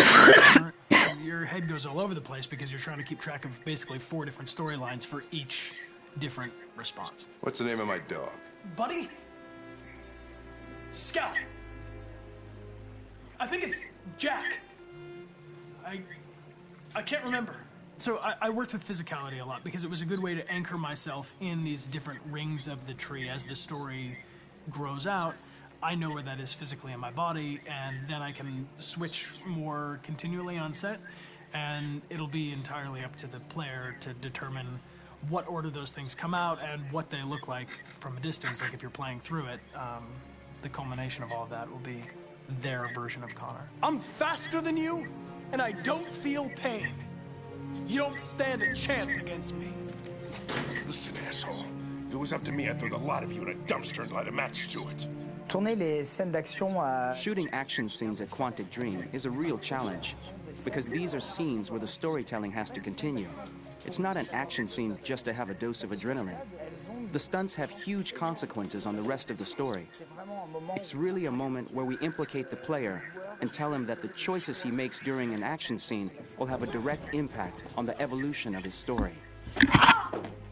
My biggest challenge on Detroit has been managing the large number of animations that we received from motion capture.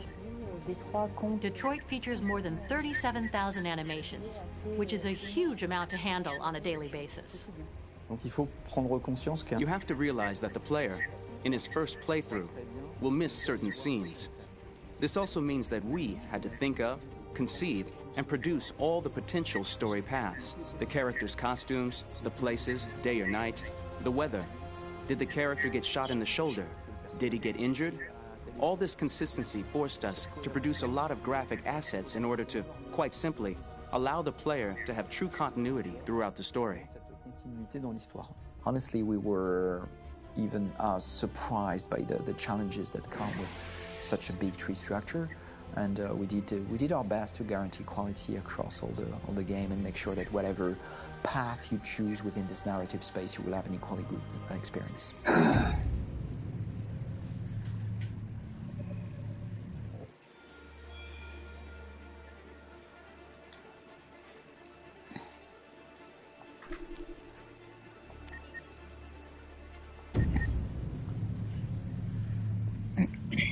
Detroit Become Human was produced over a period of 4 years. Here in Paris, we have a team of about 180 people. And to that, we need to add also all the outsourcing with our partners in the Philippines, in China, Vietnam, and in India. So when we started working on this story, I had to imagine where Kara was built. And for whatever reason, the city of Detroit came very quickly to my mind because it had already an incredible story by itself full of history and themes. So we traveled there with the team, and we were really moved by what we saw, and we could really feel the desire to fight and really be born again. And we just continued this curve, this growth, and just imagine what Detroit would be like if the Android industry was, using these huge factories to build androids there. A very strong element in Detroit is that there's a lot of industrial wasteland and a lot of nature too, and for us, the graphic designers, it was an incredible playground. The destroyed zones which we wanted to preserve, we appropriated them to turn into something else. Then in the areas that needed to be rebuilt, we were able to imagine our Detroit of the future.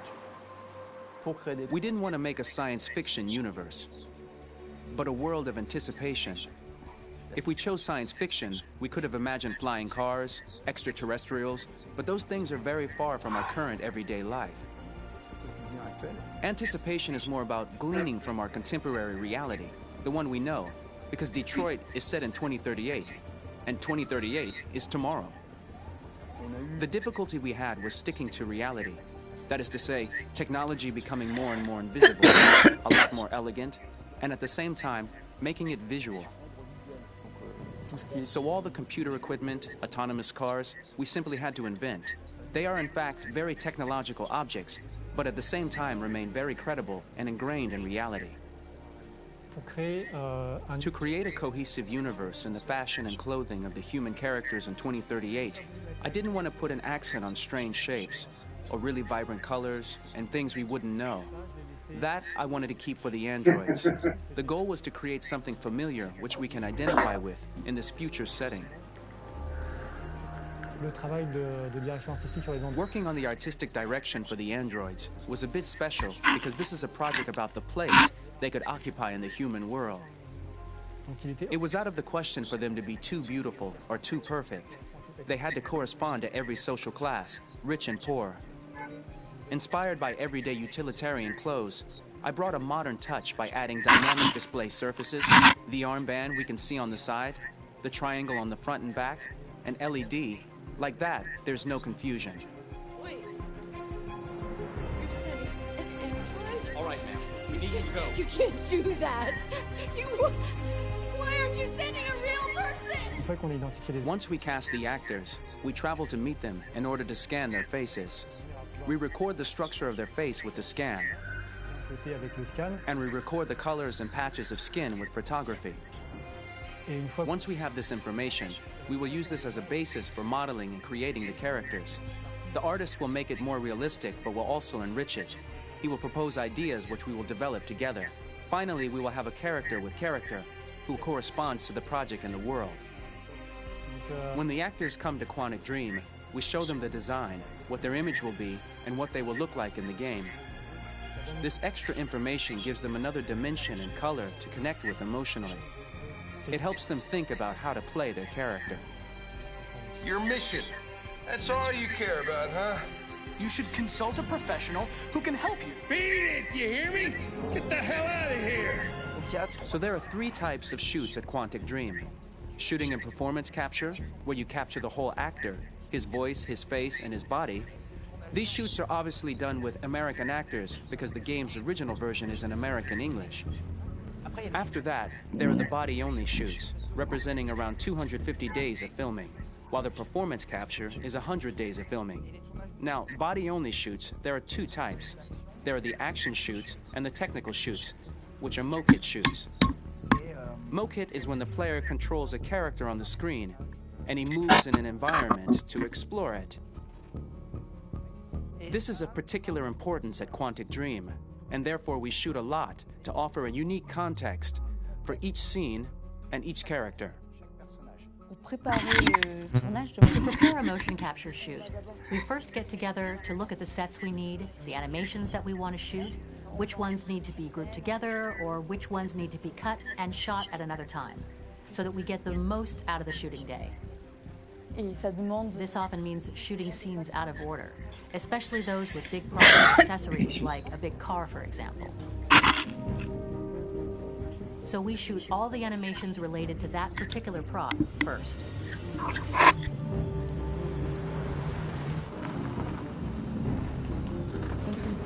The biggest challenge for the mocap team was shooting a Spider-Man mokit. We had to build a wall and attach an actor to a harness with cables so we could pull him up and render him climbing. The shooting on this game total took about, I would say, more than a year, maybe 1 and 2 years, with about 300 actors on set. So it's quite massive production. But so much happened on this set between the stunts and the shootings with a little girl and all these great actors that we had. It was really a very, very memorable journey for the team and for myself.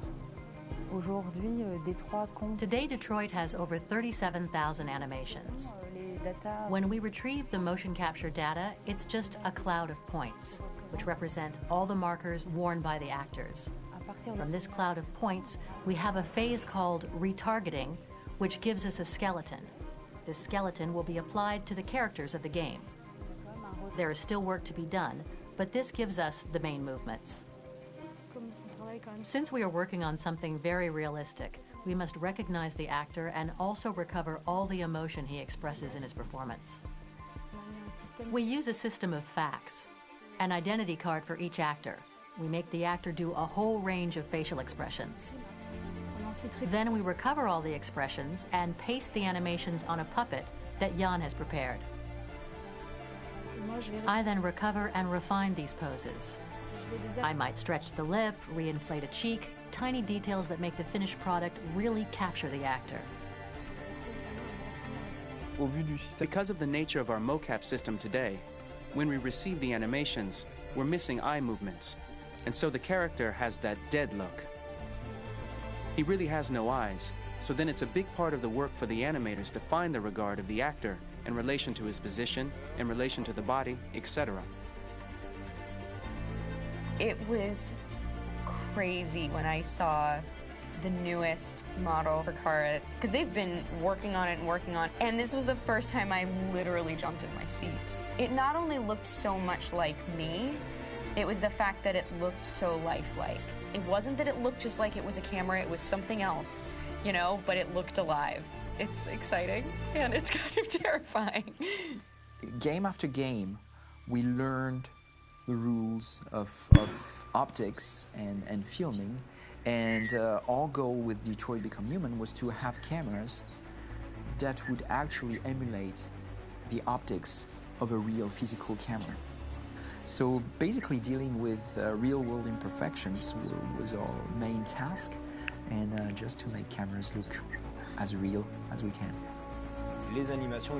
Once the animations are shot and processed by the animation department, integrated and polished, we film them. That is to say, we really do a mise en scène, as in cinema. The real difficulty of our job is to know if these cameras are telling us something. Are they in the emotion of the scene? Do they describe exactly what the action must convey, what must be felt? The most important challenge for me was one of the final scenes where Marcus decides to start the revolution and go to the battlefield. Very quickly, we imagined this to be a huge sequence shot. We wanted the feeling of a cameraman running behind us, while showing Marcus, the androids who help him, the person shooting at us, etc. Above all, it was necessary to say to oneself, this scene is very violent but does not glorify war. On the contrary, that war is something improbable and absurd. It was really a fun challenge. The idea was to say we have 3 characters. We would like each of them to have a specific cinematography. We wanted Kara to be much more filmed with some kind of handheld camera, to have something very living, very breathing. For Connor, we wanted something very cold and very perfect. And for Marcus, we wanted something epic and spectacular.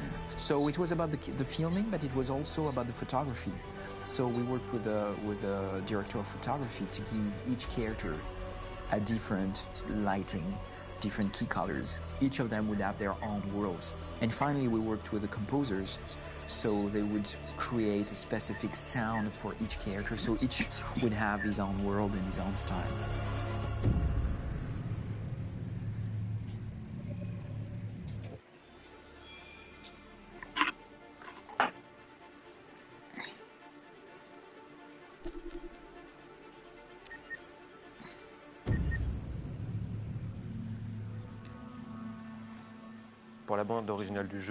For the soundtrack of the game, we tried to be very close to what is done in film. We were constantly asking at each place in the game, why are we putting music here? What is it going to say? So we focused the music on bringing emotion, which is interactive and supports the character's arc. I'm sorry, honey. I'm sorry. No, I haven't. You know I love you, don't you? You know I love you. We make games that are very narrative. We're really into interactive drama, so the soundtrack also had to go in that direction, supporting the 3 characters' very different stories.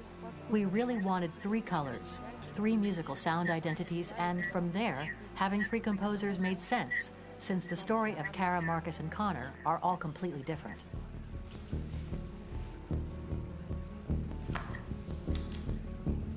You recognize him?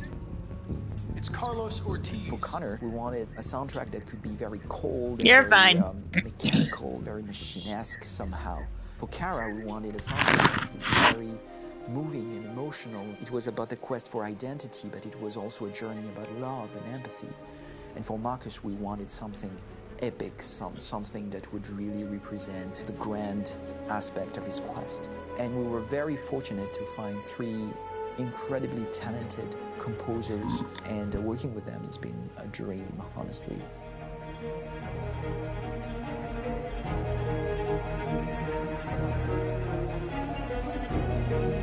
My name's Philip Shepherd, and I'm a composer and a cellist and a producer. And today we're at Abbey Road Studio One, which is my favourite studio in the world. And today we're recording the soundtrack for Kara from Become Human.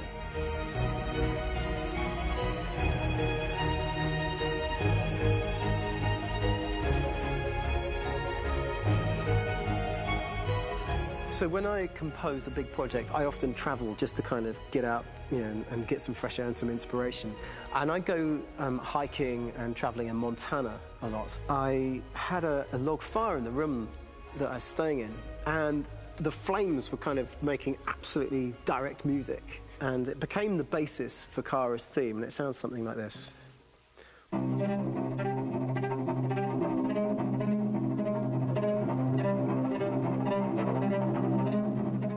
Now, over the top of that, I found a little theme that just seemed to fit over the top, which is taking Kara's name, Kara, and just using like a 2-syllable motif, and it sounds like this. We're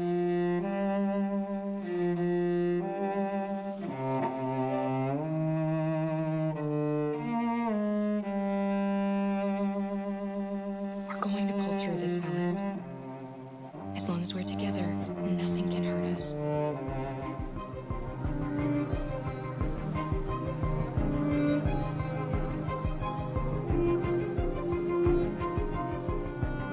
And all the time that's fitting over.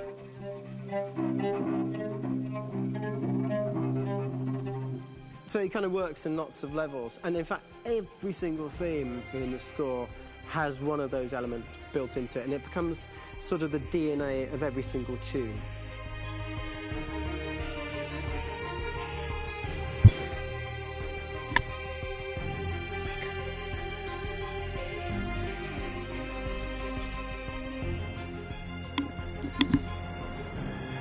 For me, writing this theme for Kara, I actually had to tap into what it feels like to be a father to daughters. I really had to tap into everything I feel about my daughters and thinking, well, if I had to write music for them and that sense of trying to protect them but also give them the freedom, that's totally where it came from. Because each composer has been given the sort of narrative responsibility for very different characters, I haven't had to sort of go into other styles. I can actually be very loyal to this particular character and sort of hopefully encapsulate her. But it means also I've suddenly become very connected to this character. And if for some reason it goes to game over earlier, I'm going to be mortified. You know? They're over there! Starting a new project, for me personally, it's always finding the right tone, finding the right color, I like to call it. For me, it's finding that right texture that actually sits against picture really well. One of the biggest things is I created custom instruments for Connor.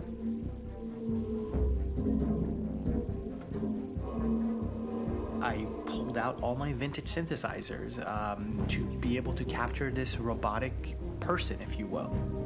My approach to all of these custom instruments is that I hear the sound in my head. And either I could just come into the piano and just be like, all right, so I'm gonna just get on the computer and just create it. I rather be able to play these instruments physically.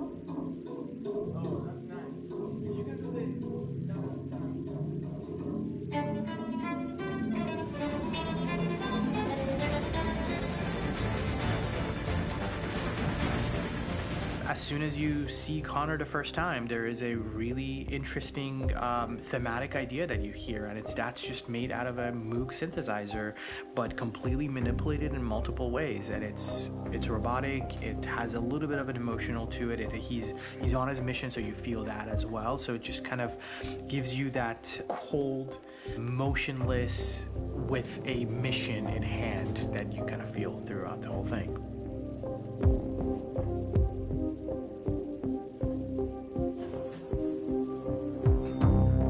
Because the music evolved, one of the things that I was very weary and I was very kind of focused on was the way that the music has to evolve. So my idea behind it was that Connor is a singular android that could at any point become a deviant or could actually stay as an android. So I created a more or less an Connor theme, and then I was able to just manipulate it in different aspects of it. Is everything okay, Lieutenant? Chris was on patrol last night. He was attacked by a bunch of deviants. I'm a human being writing for a robot, and throughout Connor's journey, he meets someone, he meets a partner. So how do you deal with a robot feeling? And I've met a partner that I'm gonna work with, or all of a sudden he sees a dead body. Does this robot have an imagination? Does this robot have a feeling? And if yes, how do you translate that into non-emotional music? So it basically at any point I was just like, I can't do this, and then I just do it. Property was damaged and fires continued to rage in several major districts across the city. Some people are asking, have androids become a threat to our security? When I first started really digging in on Marcus, the one thing that I really tried to capture was the transformation process. You know, Marcus is this android that evolves over the course of the game and really goes from kind of figuring out that he's more than just an android. You know, he's starting to develop kind of a human soul in a way. Try to imagine something that doesn't exist, something you've never seen. Now concentrate on how it makes you feel and let your hand drift across the canvas. The other side of Marcus that I really latched onto was that he almost became a savior for a lot of the other androids in the game. So when I started developing the theme for Marcus, I really made it like a church hymn.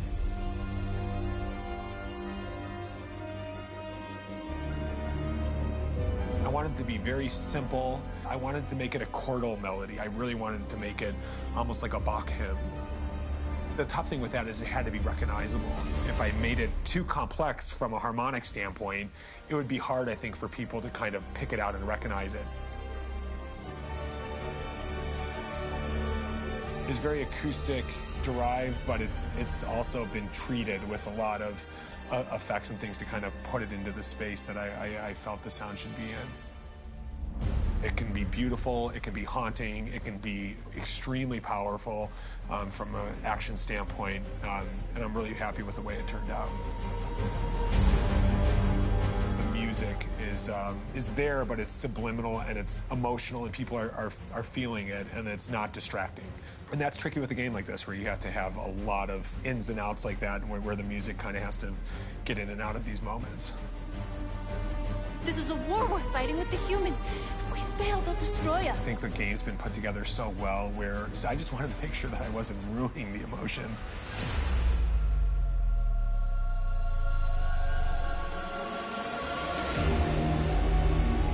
I gotta be honest, when we first started on this path, I said, oh man, this could be pretty messy, you know? I mean, it could feel disconnected, but I mean, it's amazing how they really guided us and got us to really kind of all be in the same world, but at the same time feeling completely different. So it's really gonna stand out and kind of be one of those games where people are really gonna notice the music and kind of how it was crafted, and, you know, and all the hard work that went into being able to pull it off in a graceful way.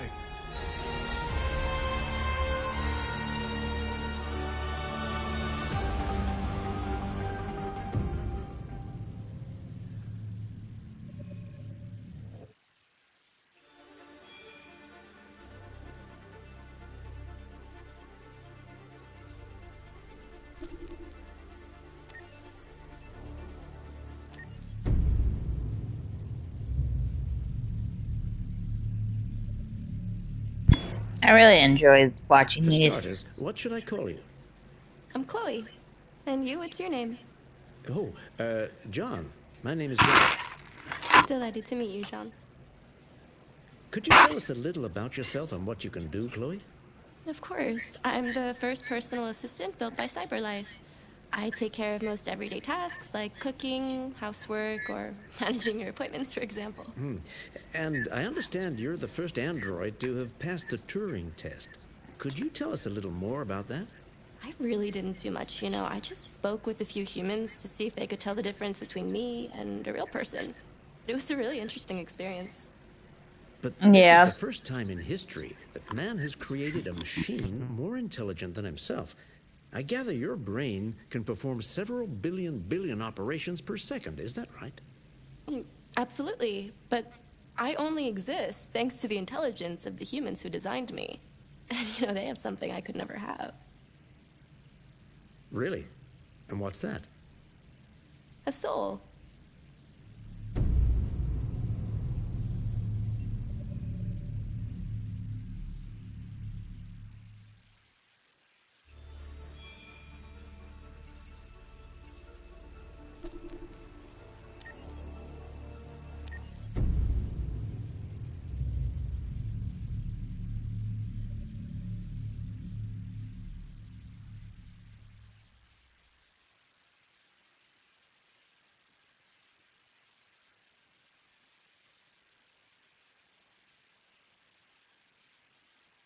Hold on, just a little while longer.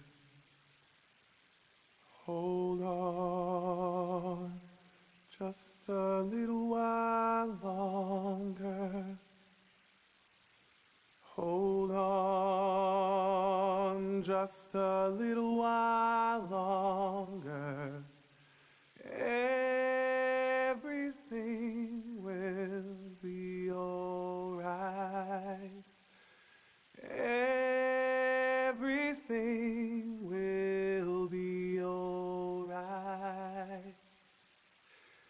Fight on, just a little while longer. Fight on, just a little while longer. Fight on, just a little while longer. Everything will be alright.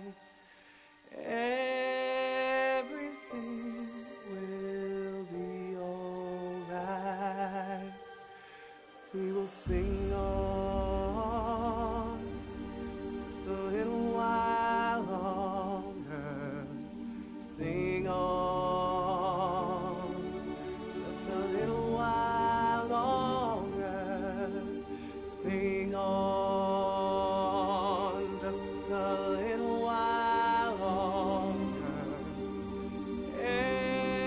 Everything will be alright.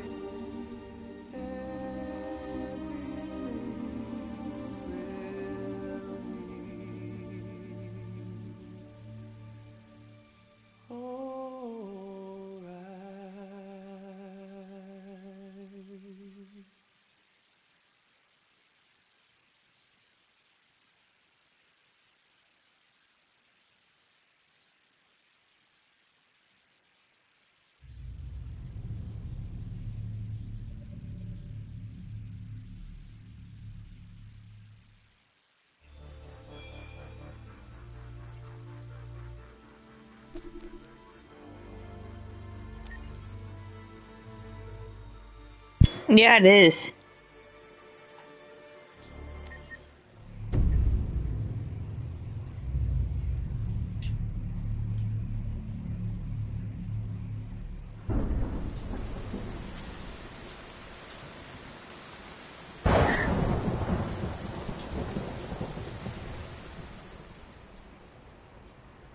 Rock-a-bye baby in the treetop.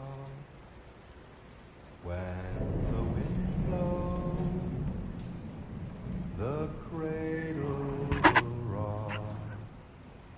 When the bow breaks, the cradle will fall, and down will come baby, cradle and all. Rock-a-bye baby in the treetop.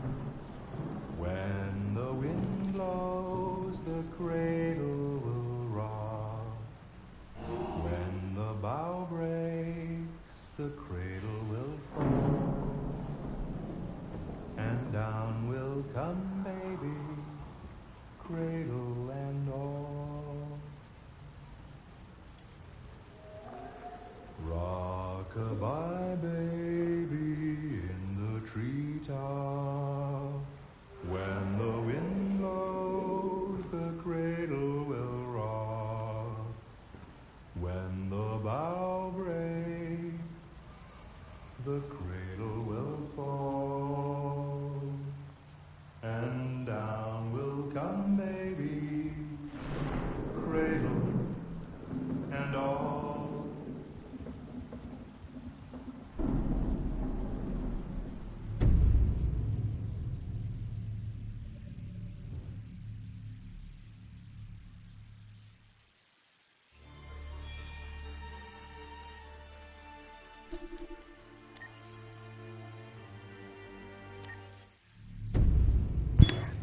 Were you creeped out, Laura?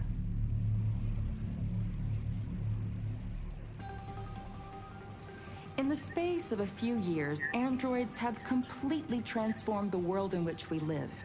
By letting androids into our homes and factories, the CyberLife company has made them everyday technology. The founder of CyberLife, Elijah Kamsky, is a very discreet man. Despite being the CEO of the highest valued company in the world and being voted Man of the Year by Century Magazine, he remains a mystery for most people. That's why we at KNC are so excited to be here as CyberLife opens its doors for the first time. Elijah Kamsky, could you please tell us where we are? Certainly, and welcome. We're currently in CyberLife's production center in Detroit, where all models are designed and manufactured. More than 10,000 androids come off the production line every day. Fascinating. Could you tell us what your goal was when you founded CyberLife? Well, I simply wanted to use technology to carry out all of our most annoying and repetitive tasks, so we'd have more time to enjoy life. I imagine you must have faced many challenges. Yes, there were technical challenges, but the hardest thing was to design an object that we would want to welcome into our homes. We had to imagine a machine in our own image that resembles us in every way, that moves, breathes, blinks like us, but yet is smarter and more capable than any human being. Let me show you around. We're here in production unit 4. Could you explain in a few words how the androids are made? Sure, yeah, it's very simple.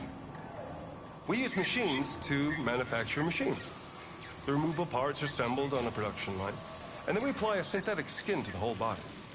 A human operator checks the cognitive abilities with a pre-established protocol, and finally, the android is conditioned and sent out throughout the country. Here's the result. Say something. Hello. I am a RZ400 model. How can I be of service? You can go now.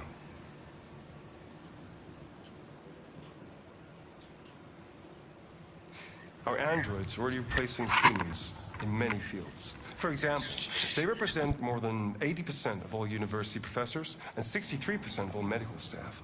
Tomorrow they'll replace our soldiers, and who knows, maybe one day, our leaders, to make the best decisions in humanity's interest.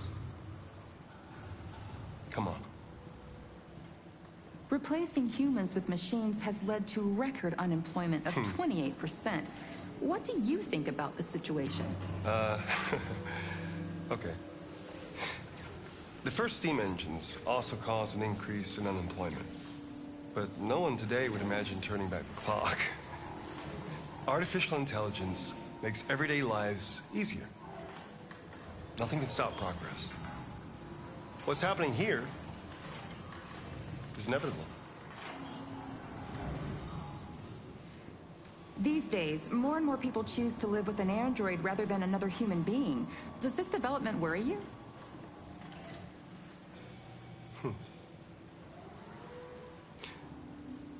Everything's much easier with an android. They obey your orders without ever complaining. They can cook, discuss philosophy with you, have intimate relationships according to your desires. They never say no. Obviously, they are the perfect partner. Everyone deserves happiness. Why deprive yourself of so-called moral reasons when a machine can make you happy? Many science fiction books tell the story of how machines become more intelligent than us and end up confronting us. Aren't you worried about that possibility? I understand the irrational fears about artificial intelligence, but I assure you, that will never happen with a CyberLife android. They're designed to obey humans. They're machines. They can't ever develop any sort of desires or form of consciousness. Are you sure? I'm absolutely certain. You can trust me.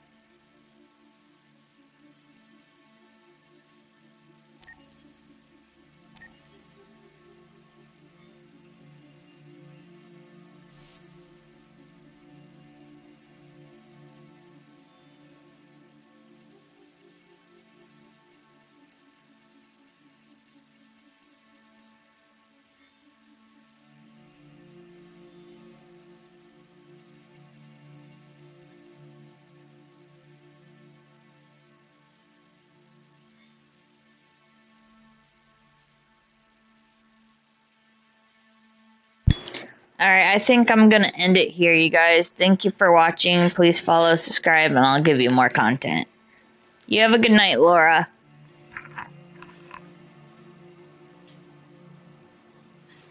Thank you.